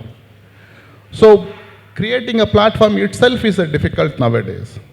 But still, that should be the approach. So hamlet-centric, community-based approaches could help to bring the community into the mainstream development, resilient programs, and empower them over a period of time. That can help. It can have short-term, medium-term, and long-term. Like what Dr. Selvam said, plantations. Are we, see, we are now talking about nature-based solution. We are destroying nature one side, right? We are talking about nature-based solution on the other side. So 30 seconds. Yeah, so make it community-centric, make sincere effort, think from bottom to up, then there are nuts and bolts, you bring together, test it, create a model, then scale it up. Before to that, scaling up, deep scaling is the most important point, I insist. Thank you. I'll go to Raj. Raj, you have to answer that question, but I would also add one more layer to this. Have we learned enough? You know, you mentioned about the complexities, the isolated projects getting into, and there is a lot of things that you have mentioned. So, as someone who was dealing with urban planning, have you learned enough to put it all into the play? I think in Chennai, again, let me speak like an NGO person. I used to be an NGO person before I went into the government. Yeah. Well, no, so let me put it this way. So like Ipo, I don't know if you've visited the Blue Flag initiative of Greater Chennai Corporation. Even I was surprised. Actually, it's a spectacular achievement. It's a very amazing achievement. I would request all of you to go. And the good news is that and a lot of credit goes to the commissioner and the Greater Chennai Corporation engineers and all. It's not an easy task, as you can imagine. For 20, 30 years, we've been talking about cleaning up the beach. As we speak, the good news is that they are trying to multiply that into many parts of the Chennai city coastline, from Uttandi all the way to north, Manali and all. So so the answer is, even though Smart City is a small organization, I wouldn't worry about that. But Greater Chennai Corporation, there's a lot of good efforts. And see, the thing is, like all of us are saying, it has taken a lot of time for knowledge to translate into practical action. Yeah. Because 20 years ago, I remember, I'm like a lot of you attend a lot of seminars. A lot of this stuff that's happening on the ground used to be theoretical, right? So it used to be very frustrating. It's all theory, something happening somewhere far away. I don't want to sound over-optimistic, but I can tell you that quite a few of these things which sounded impractical or theoretical is getting into place, and especially because master planning is happening. For whether you like it or not, it seems like a very good effort to actually get the master planning right. World Bank and various experts are involved. So it's not going to be, Chennai will be a great place one day kind of planning. It's actually serious planning. Then if you look at all the ideas we are talking about today, no department I know of says climate change, everybody has accepted that climate change is happening. How do we build it into it? Now the challenge is going to be that, in fact, I used to keep telling C40 and experts, just when we are trying to figure out how to do a footpath, 10 years ago somebody said resilience. What is resilience? I mean, what am I supposed to do resilient? Then just when somebody figured out resilience, somebody is saying climate change. So I think we need to bring those ideas, etc., down to the earth and say, okay, this is what the basic infrastructure of a city should look like, with all these ideas built into it: livelihood, cleanliness, circular economy, and so on. I'll conclude by saying that we do have urban resilience studies, etc., with World Bank funding sitting around, so it can be implemented. There is a coastal development company that has been formed by CMD with the explicit idea of fixing the coastal with mangroves, etc., etc. There are plans to convert pretty much every park into sponge park, etc., etc. So again, I come back to my original idea that the solution to the city is not piece by piece. In fact, sir said the same thing. Whether it is housing for the poor, whether it is coastal area, this is all connected to each other, right? We cannot do bits and pieces like we have done in the past. And I can tell you that there's quite a bit of not only awareness, but also a lot of planning and projects happening, which is attempting to take all these things into account. So I leave it at that. So, they will see, I realize that, yeah. So see, for example, the livelihood of the people who are selling things, right? So I would argue that, in my opinion, bureaucrats, I'm not a bureaucrat, bureaucrats are, yeah, no, they are very sensitive. Okay, so but I'm the moderator here. So, yeah, so, okay, because I don't want this to be a one-on-one. But definitely after this session, during lunch, we can continue this. So, yeah, I mean, it's a very interesting discussion that we are having, and I think maybe Dr. Selvam, what Raj just mentioned in terms of, from isolated or, we need integration, we need more collaborative. I think your work has been more towards the ecological side. Would you have any examples or anything either you have seen globally, elsewhere in India, that can be piloted here in Tamil Nadu? Or if there is something which is already a work in progress, would you care to elaborate on that?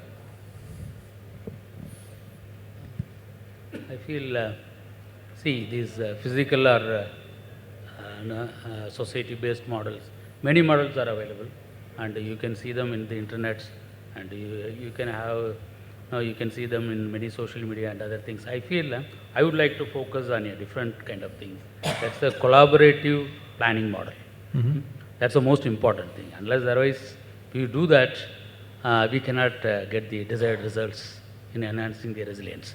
Say, for example, we have 4 different stakeholder groups in the coastal zone management in enhancing the resilience of the people as well as the ecosystem to climate change risk. 4 groups are there. One is the scientific community, the second one is the local community, and the third one is the administrators and planners, and the fourth one is the political leaders.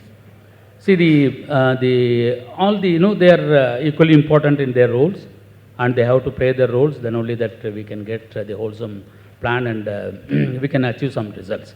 The scientific community, they have the role to provide reliable and downscale data that can be used to plan for risk reduction, climate risk reduction in the localized situation. So it's not happening. What we are using is the either global average or the national average or the average which is related to the regions. That we are using in the planning. The second part is that the local community, they should also be part of identifying the risk as well as the solutions. Without that, it's very difficult to implement your plan there with the support of this community. Especially the local urban local bodies and rural local bodies, they should be part of the entire process, from the identification of the risk to the monitoring the progress. The third group is the administrators and the planners, and I would like to say that they are now, they should play the role of facilitators, but rather than now they are playing the role of saviors. They are playing like God Almighty, and they know everything. They behave as if that they know the science, and sometimes they are letting into the shoes of the local community, and sometimes they also playing like a political bosses.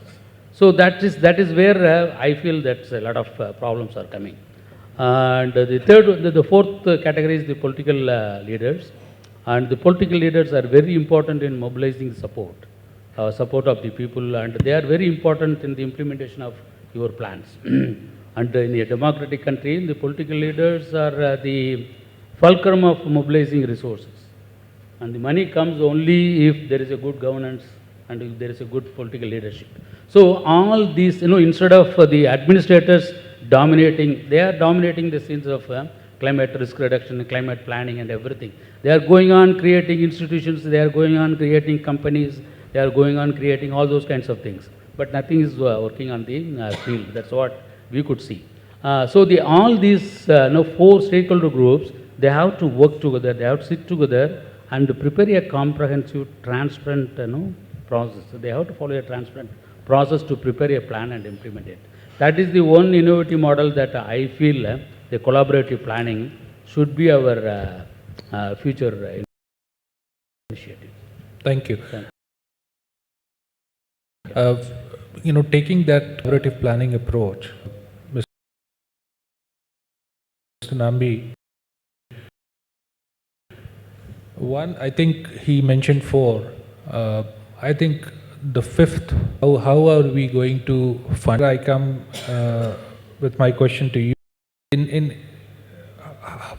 What would be the climate finance mechanism or partnership model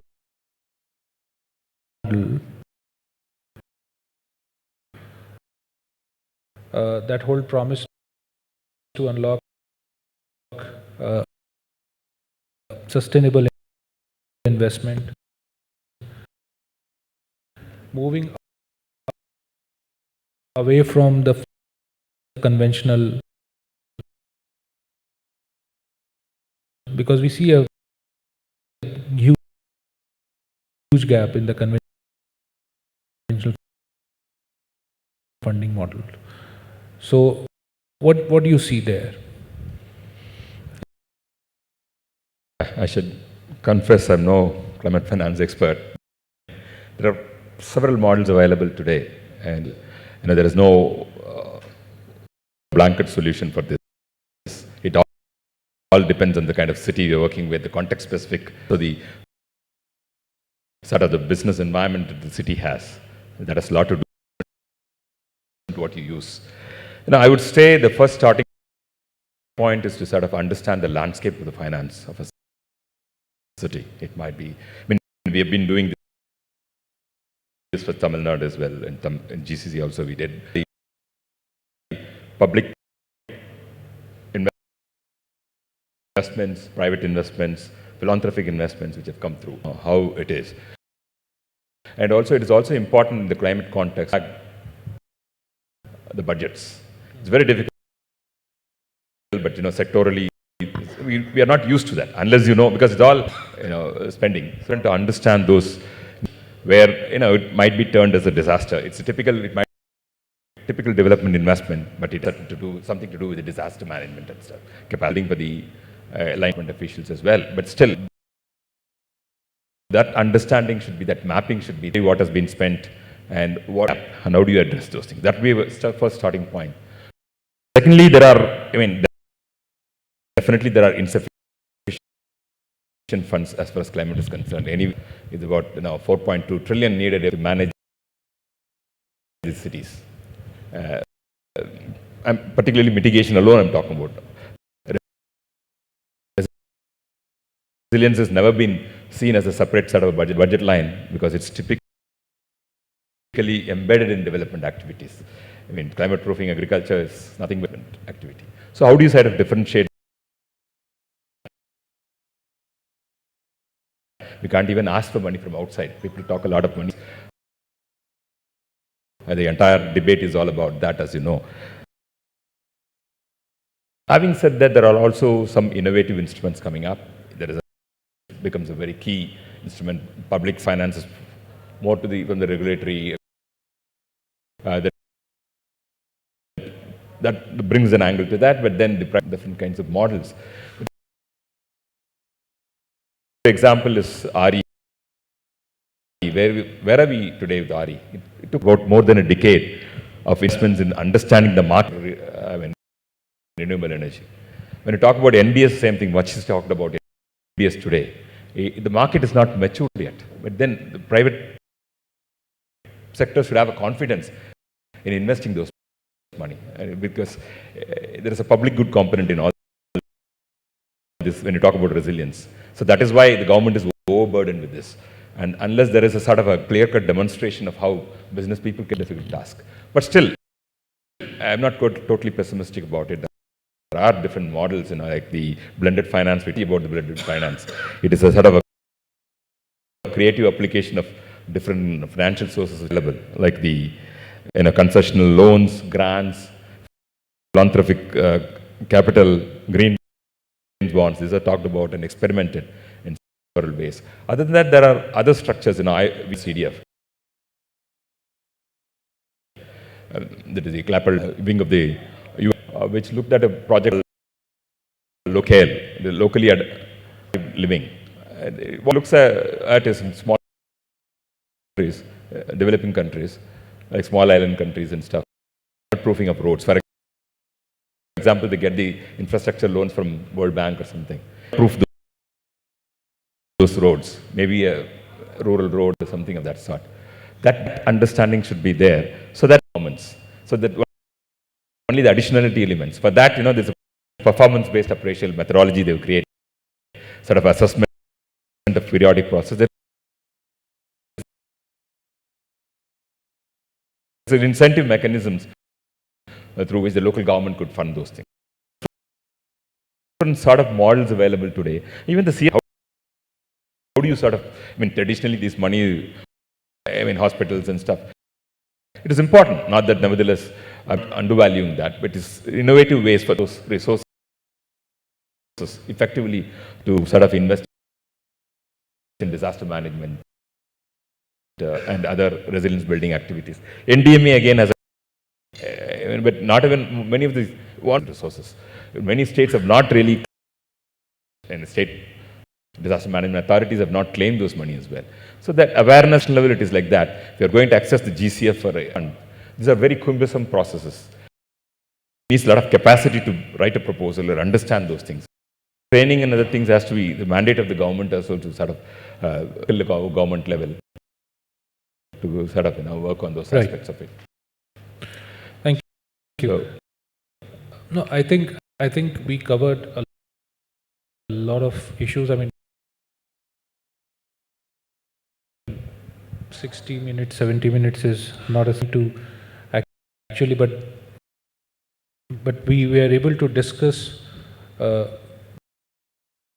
resilience, especially in relation to the coastal area, and a lot of examples of Chennai as well as Tamil. I think we had a couple of very good points that came in from the participants. There were some more hand raised, but unfortunately another speaker, a very, very eminent speaker who would be joining us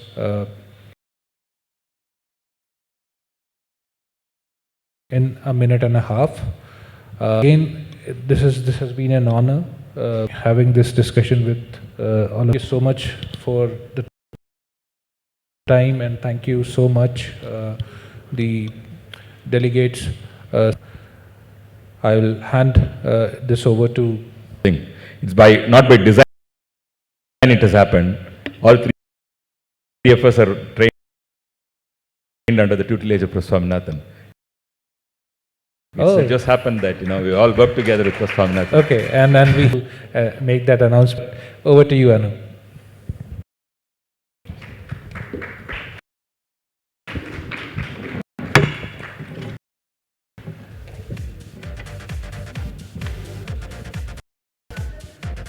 Yeah, may I request you to please stay back on stage, sir, please. We will quickly take a minute to remove everything from.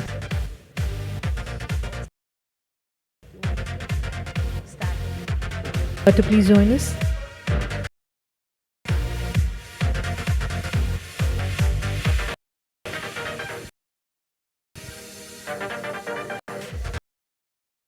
Thank you. May I request Ms. Rupa to felicitate our panelists.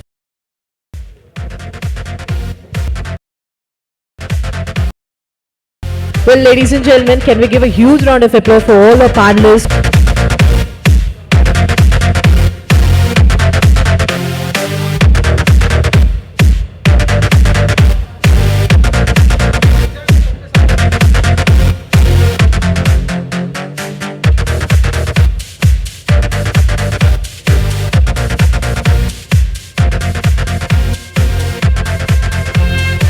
Thank you everybody.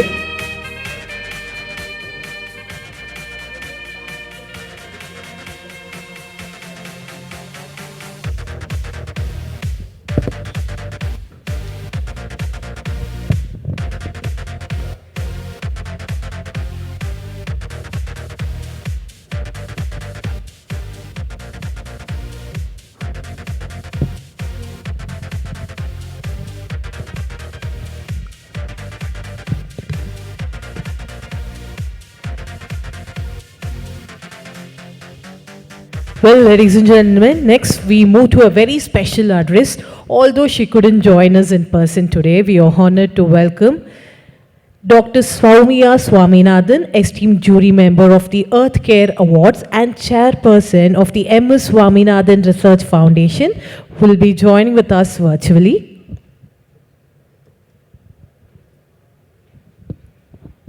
Hello, ma'am. Good afternoon now. Over to you, ma'am. Good afternoon. Yes. On that page, you had sent me some questions.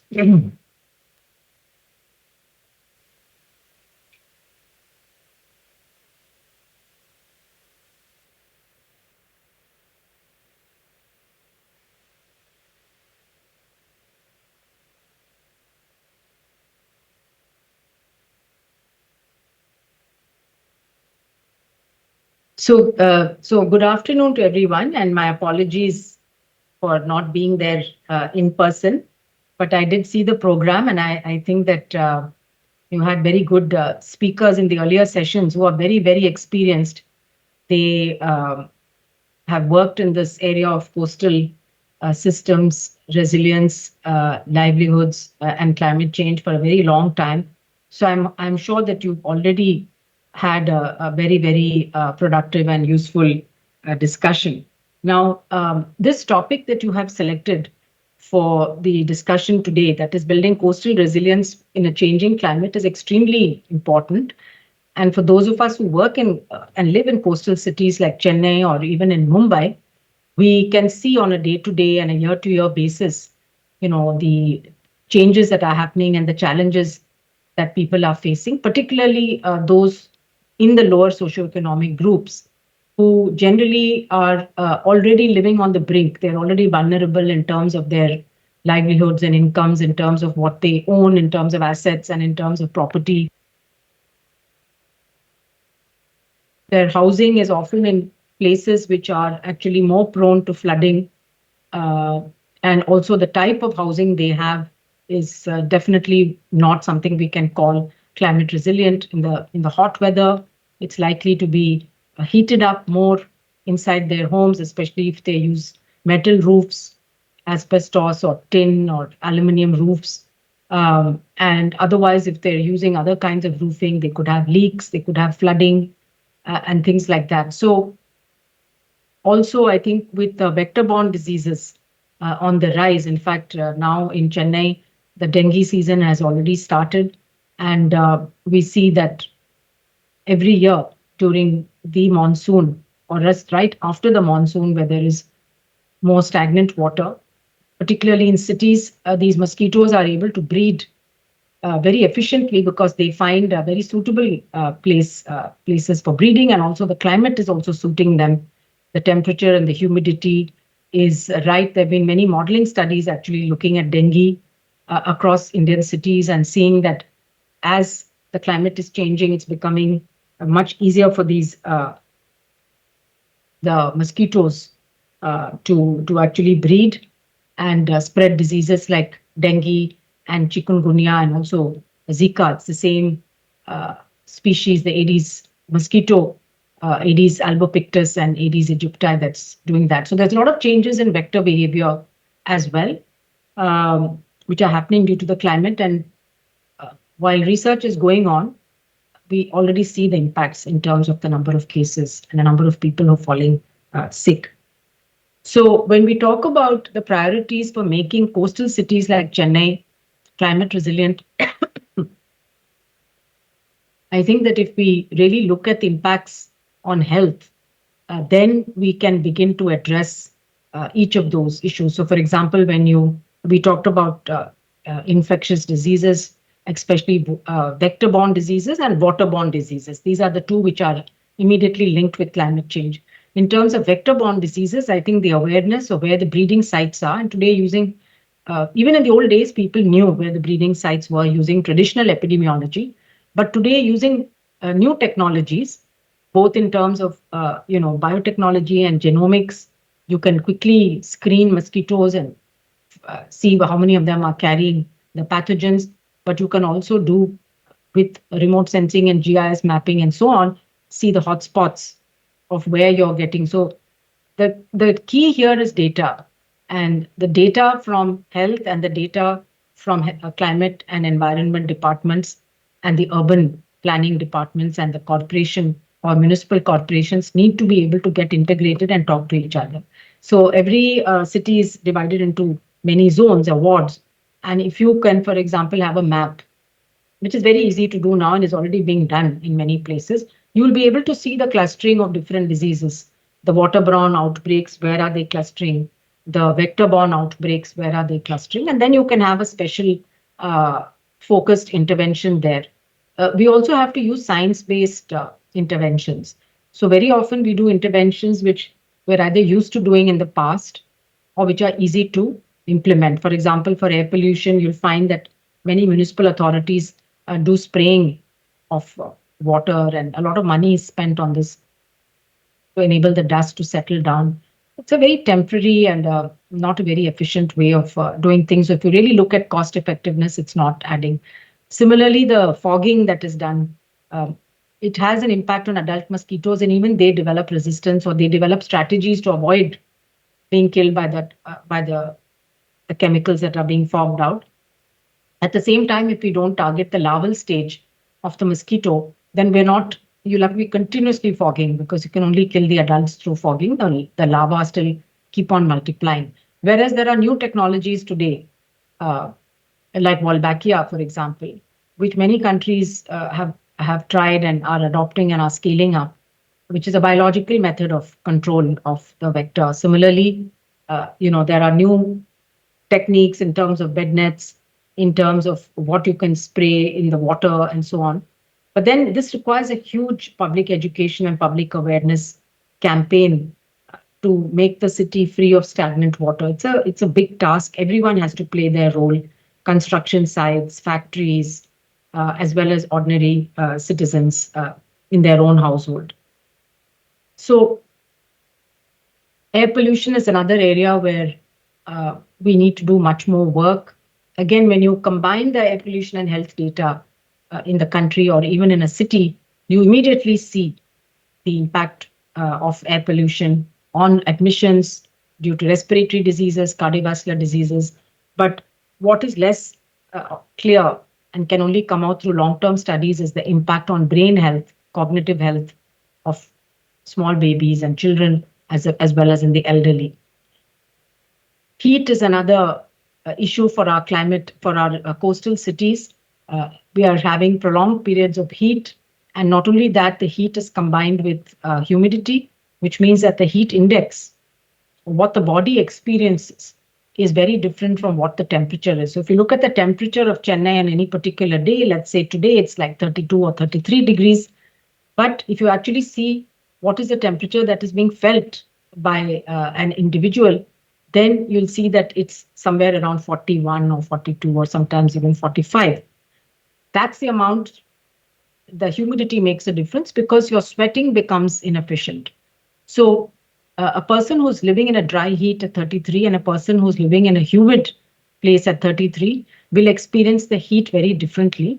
And right now, the IMD or the Met Department does not take that into account when they put out the heat wave warnings or thresholds. Similarly, if I'm a person who's elderly, say above 70, or I am a pregnant woman, my body would respond differently. The physiology would be different. If I have underlying diseases like lung disease or diabetes, I would respond differently. So I think there is research going on in India today across, including at MSSRF, which is trying to study this in more in depth so that we have data from India, and then we'll be able to actually create the thresholds so people can be given the right kind of advice at the right time. When we say there's a heat wave coming, then rather than just giving a blanket warning saying that please take precautions or you have to drink more water, we'll be able to say if you're over the age of 65, then at this temperature threshold, this is what you should do. Or if you are a pregnant woman, this is what you should do. Because we also now know from the many analyses that have been published that every year in India, when there is a heat wave, and some years is worse than other years, we do see excess mortality, we see excess deaths happening. And they're not recorded as heat-related deaths necessarily, but if you look at the pattern and the graph, you can immediately see that there's a correlation. So I think heat, extreme heat, flooding in coastal cities, vector-borne diseases and waterborne diseases. We know that, again, because of the warming water in the marine environment, the oceans are warming, algal, and also in lakes, algal blooms occur. When algal blooms occur, they actually kill off many of the other organisms, but they allow Vibrio cholera, to the bacteria that causes cholera, to breed, and therefore cholera outbreaks are more likely. There's also more contamination due to coliforms, so waterborne outbreaks are more happening. And now we see in Kerala, for example, this amoebic meningoencephalitis due to a fungus called Naegleria, which breeds in warm water, clean, stagnant, warm water. So again, with the changing temperature, this type of sporadic outbreaks that we used to have, now we see are occurring more frequently and over a wider geographic area. So surveillance is going to be important. Looking at environmental surveillance to look at what types of pathogens are there. You know, we've been doing polio surveillance in India for a very long time, but that is now being expanded. And the ICMR is setting up now, I think, 50 odd places in India where they're going to be doing environmental surveillance for a number of pathogens. And it's not only for human beings, but also for animals that we need to worry about the spread of new infectious diseases. And as we know, from animals to humans, what we call zoonotic infections, these are also increasing in a warming world. Public health systems will have to also quickly adapt and change. One is they themselves need to be resilient. Are they climate resilient? So they needs to, there is a checklist now for health facilities to see whether they're a climate resilient building. Many of them are being solarized, so renewable energy is being brought in.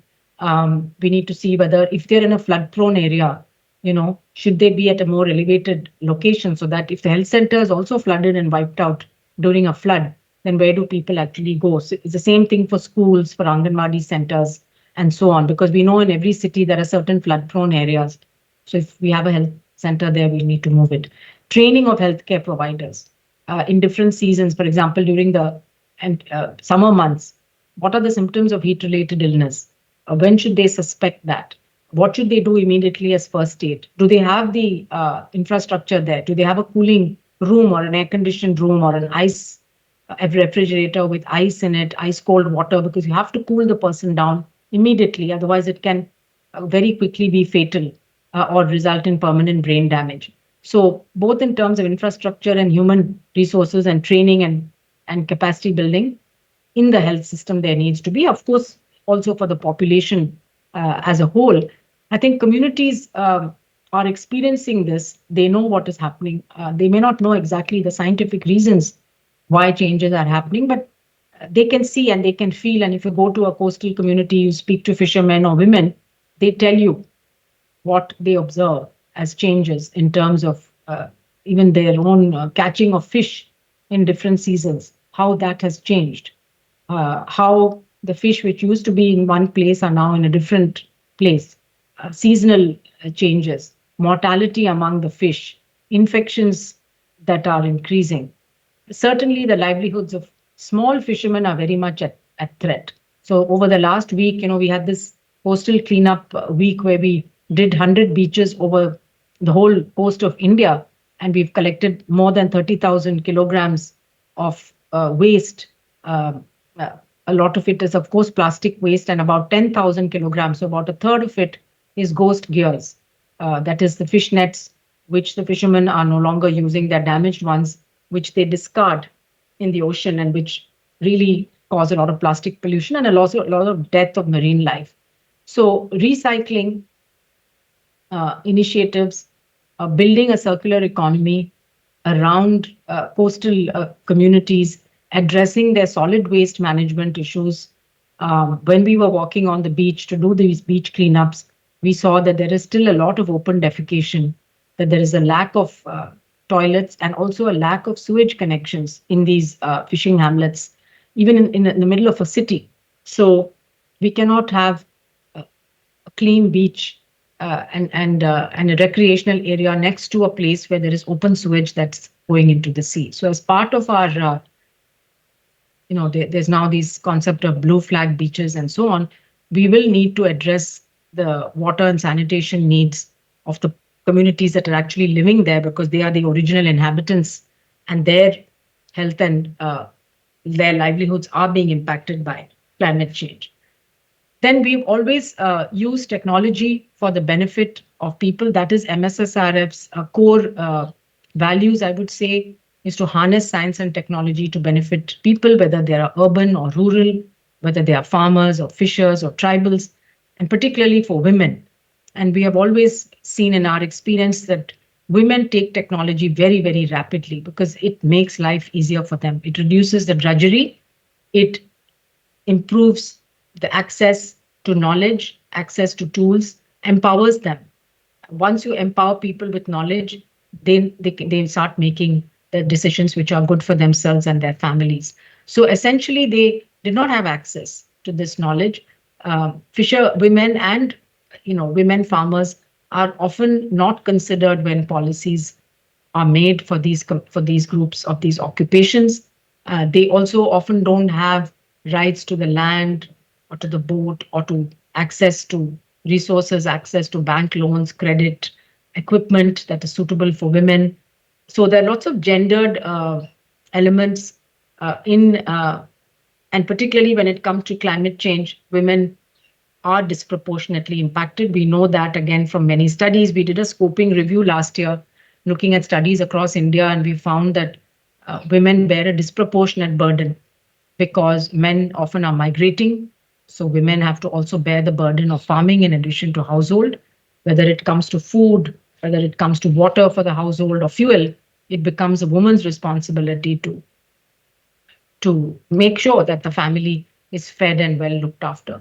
So her own health suffers. She has less time for sleep, less time for rest or recreation, and more time is being spent on chores. So this is where science and technology can actually come in and make a big difference to women's lives. For example, we have introduced solar dryers for fish along the coast with a few farmer producing organizations, FFPOs. And so these women who now have access to these solar dryers are able to dry fish in a much more efficient and hygienic manner. They're able to pack it, they're able to sell it at a much higher price. They've been trained how to do online marketing. Many of the women now have been trained. Again, we had a program with the Reliance Foundation called the Fisher Women Connect program, where more than 6,500 women were trained on how to use a smartphone or an iPad, a tablet, and what sort of information they can access. They got training on financial. Many of them had never done a financial transaction on a smartphone before. So all of this has helped them to connect to markets much better. But there's still a lot of unmet needs and gaps, which both the farming community and the fishing community tell us when we always engage with them, because our research is very participatory in that way, that we don't go from an academic point of view to either just describe a problem or to bring a solution to the people. We identify the problems, in a participatory way. It's a joint, I would say, assessment of the issues and challenges, and then we link with experts to see what solutions already exist or what new innovations might be needed to address the challenges which they're currently facing.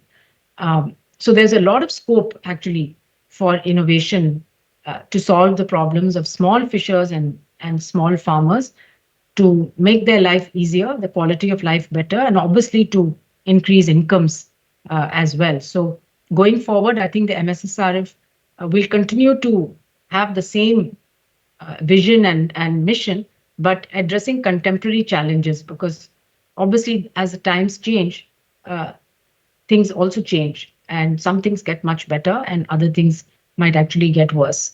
So in terms of climate change, certainly the challenges of coastal areas and of coastal cities in particular, are getting more and more acute.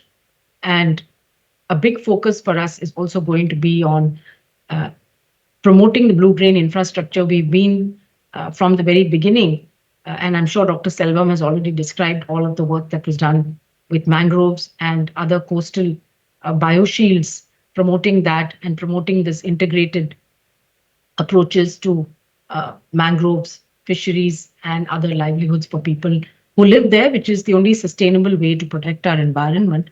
So, looking forward, we have to find solutions which both protect the environment and the health of people. So, there are many which, maybe so-called projects which are needed for development, building of grey infrastructure, of bridges, of roads, of buildings, of factories. There's a lot of demand for space, especially along the coast. But we have to keep in mind the fact that there are these climate-related threats, and we have to factor in those. And therefore, having that green infrastructure or blue-green infrastructure side by side, somewhere that makes more sense actually than having a grey infrastructure, because we've seen even in the last monsoon, bridges, buildings, roads just swept away in a matter of minutes. So when nature decides to unleash its fury, whatever you build is going to be swept away. But mangroves don't get swept away. However strong the storm, they resist. So sometimes it's only the green infrastructure that will actually protect you and will resist. And so this is why we need to bring that into urban planning and the thought process of the policymakers as well. And when you do that, you see actually, like the tsunami basically showed that the areas, the villages that did not have any deaths were those which were protected by very dense mangrove forests.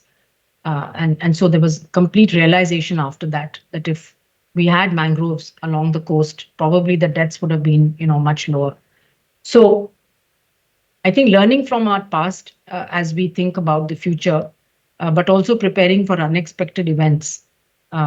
Today with digital technologies, we are able to reach people very quickly. We could not do that 20, 25 years ago. Today, if you put out an alert, you can reach millions of people within minutes through all the modalities we have. So those are all things which we should use actually, again, for the benefit of people, but it has to be tailored. And that's where you need the research. What kind of information for whom, where, and through what modality makes the most sense. So I think I'll stop there and turn it back to the room to see whether you have any more questions for me or you want to go on to the rest of the program. Thank you very much. Thank you, ma'am. Thank you so much. Although you couldn't join us in person, we are delighted to see her virtually. May I request every one of you to please give a huge round of applause for Dr. Soumya Swaminathan. Thank you so much, ma'am. Any questions? Anyone?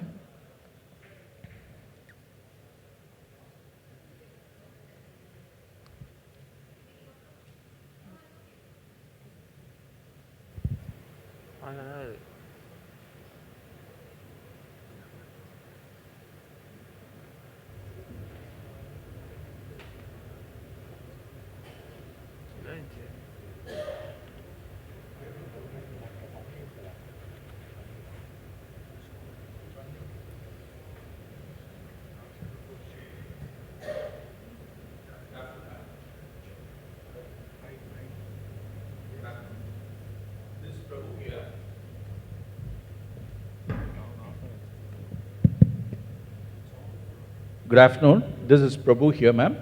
And excellent presentation from your side, and thank you so much. And what is the type of awareness these coastal communities, the people, the communities who are residing near the coastal areas needs it? And in future, what is the type of awareness we need to bring to these particular communities, ma'am?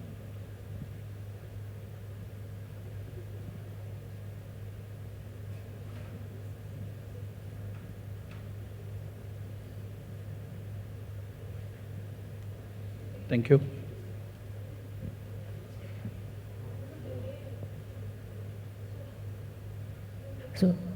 Sorry, extremely sorry. I think she is disconnected. There's a delay in the line, so probably we'll take the question and somebody from the team will help you with the answer. So one more round of applause for Dr. Soumya Swaminathan, ladies and gentlemen. So moving forward, the EarthCare Awards have, since their inception, recognized change makers who turn vision into impact. It is now my pleasure to invite Dr. Suresh Ayoti, Project Manager, Coastal Resilience, Nature Environment and Wildlife Society, to share a brief testimonial on his journey as an EarthCare Award winner. Please, gentlemen.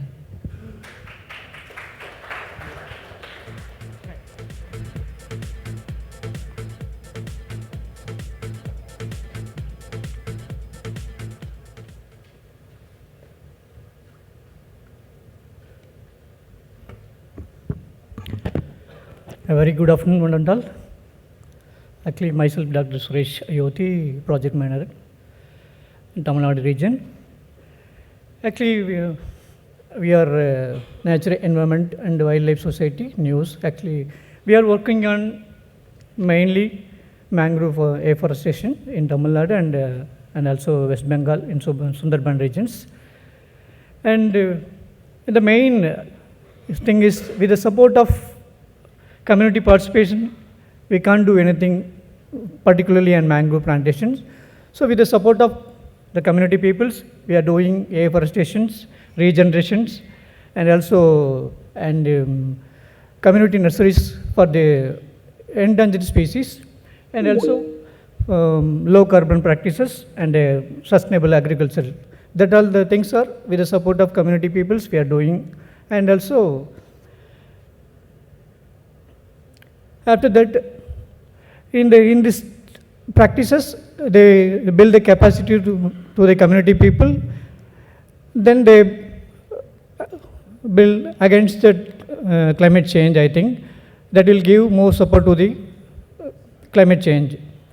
Then now the EarthCare giving more recognition to the stewards and institutions and NGOs and also government agencies for the recognition. We also we congratulate for the EarthCare team. And after that,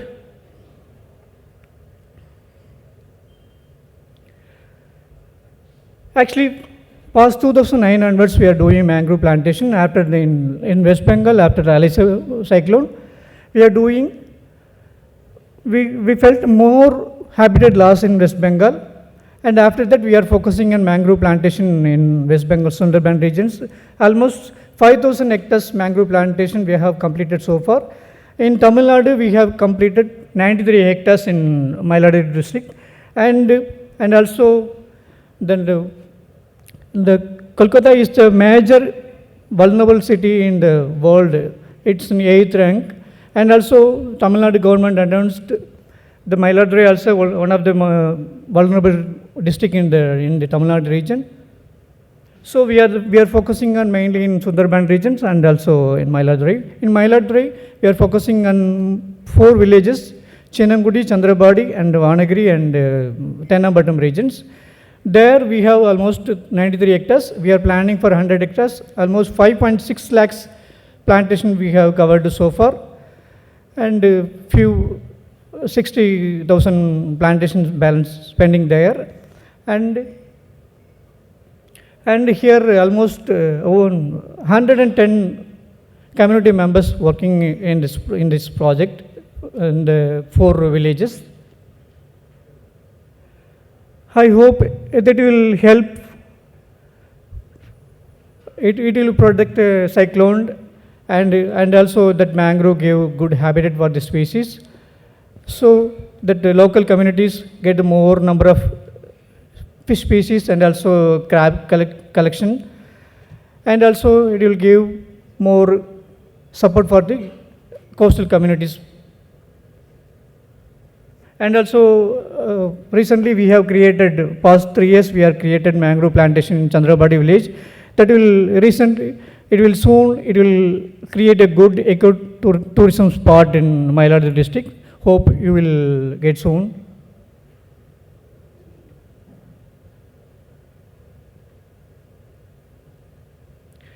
And Sundarban regions, after the mangrove forestations, we have recorded so many species, around 84 mangrove species, including threatened species we have covered, and 492 species birds, and more number of fishes and birds we have recorded in the Sundarban regions. And also now in Tamil Nadu regions also we are recording more number of crabs and fishes. And also this is, in mangrove plantation we believe that community participation is most thing for this mangrove plantation. So we are giving more livelihood support for the plantation that community peoples, and like poultry farming and vermicompost, and also apiculture and fish farming, integrated fish farming and all. These are the livelihood support we are giving from the news team, and they are take caring about the mangrove plantation. We are not only planting mangroves, we are take caring about daily practice, daily observations and weekly observations. We are following mangrove watch report and mangrove observation report, and also growth status, and also survival report, and also finally any pest is there, if based on that pest we are giving the solution for that, and also we are doing research on that, and also we are focusing nowadays on carbon sequestration and carbon analysis and all. So we believe that mangrove forestation gave more support for the climate change. So we are focusing on the mangrove plantation for the Sundarban regions and also in Tamil Nadu regions. And also we are focusing on nowadays research based focusing mainly for the carbon sequestration. And how we are getting the successful results. We are giving more awareness for the community, coastal community people, particularly for the how they are facing after climate change, how they are facing that. They don't know about that awareness and all. We have to tell about after sea level rise, after temperature level rise, that migration of fish species, and also taking more time travel to boat, and also more usage of diesels, and also after that we are low catch, and before that they are getting more number of fish species. Before, nowadays we are not getting that particular species, and maybe that will go in previous it will get more price. Nowadays we didn't get the fish species and all. This and all we are giving, and for that soil erosion and soil intrusion. After that intrusion, that we can't do agriculture practices, and also after soil erosion we'll get floods, and these are the awareness and all we are giving to the coastal communities. After the coastal this awareness, then only they will come to for our mangrove plantation. Then they will involved mostly. We'll see more involvement in that mangrove plantation after that awareness. I think we are doing our best in that Mailaduru region and also Sundarban regions, and still we will continue our mangrove plantation, I think. Thanks for the ethical team. Thank you. Thank you, Dr. Suresh Ayodhi.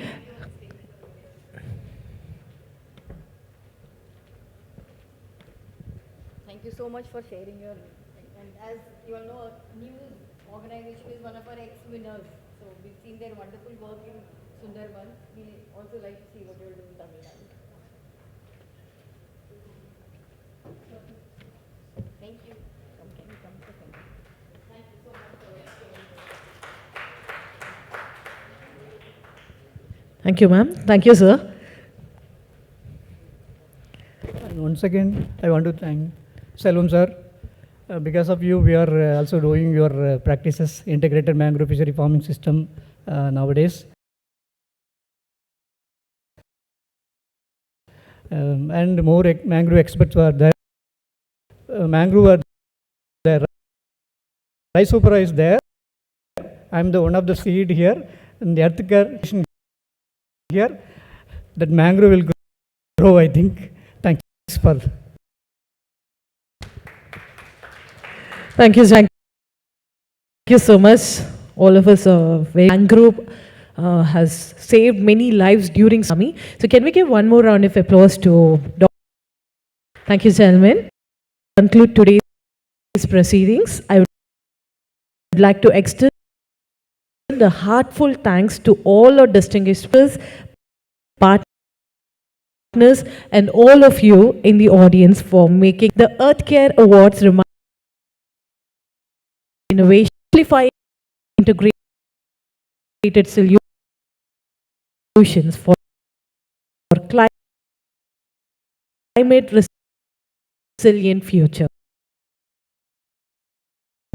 On behalf of JSW and the Times of India, thank you once again for being with us today. Thank you, everybody. We invite you to join us for the networking lunch. Thank you and have a wonderful afternoon.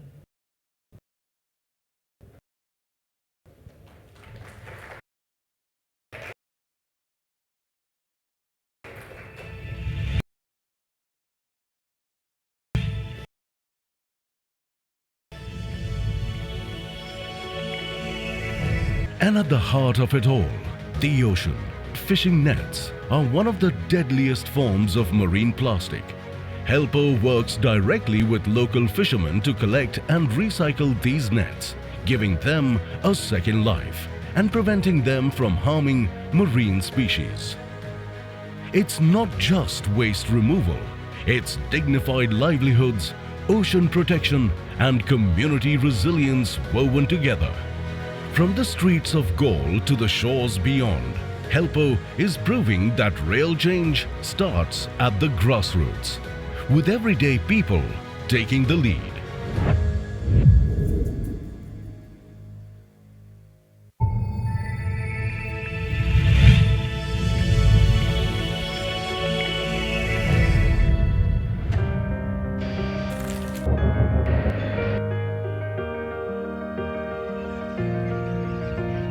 Indore, once struggling with unregulated waste and rising pollution, has transformed itself. Today, it stands as India's cleanest city for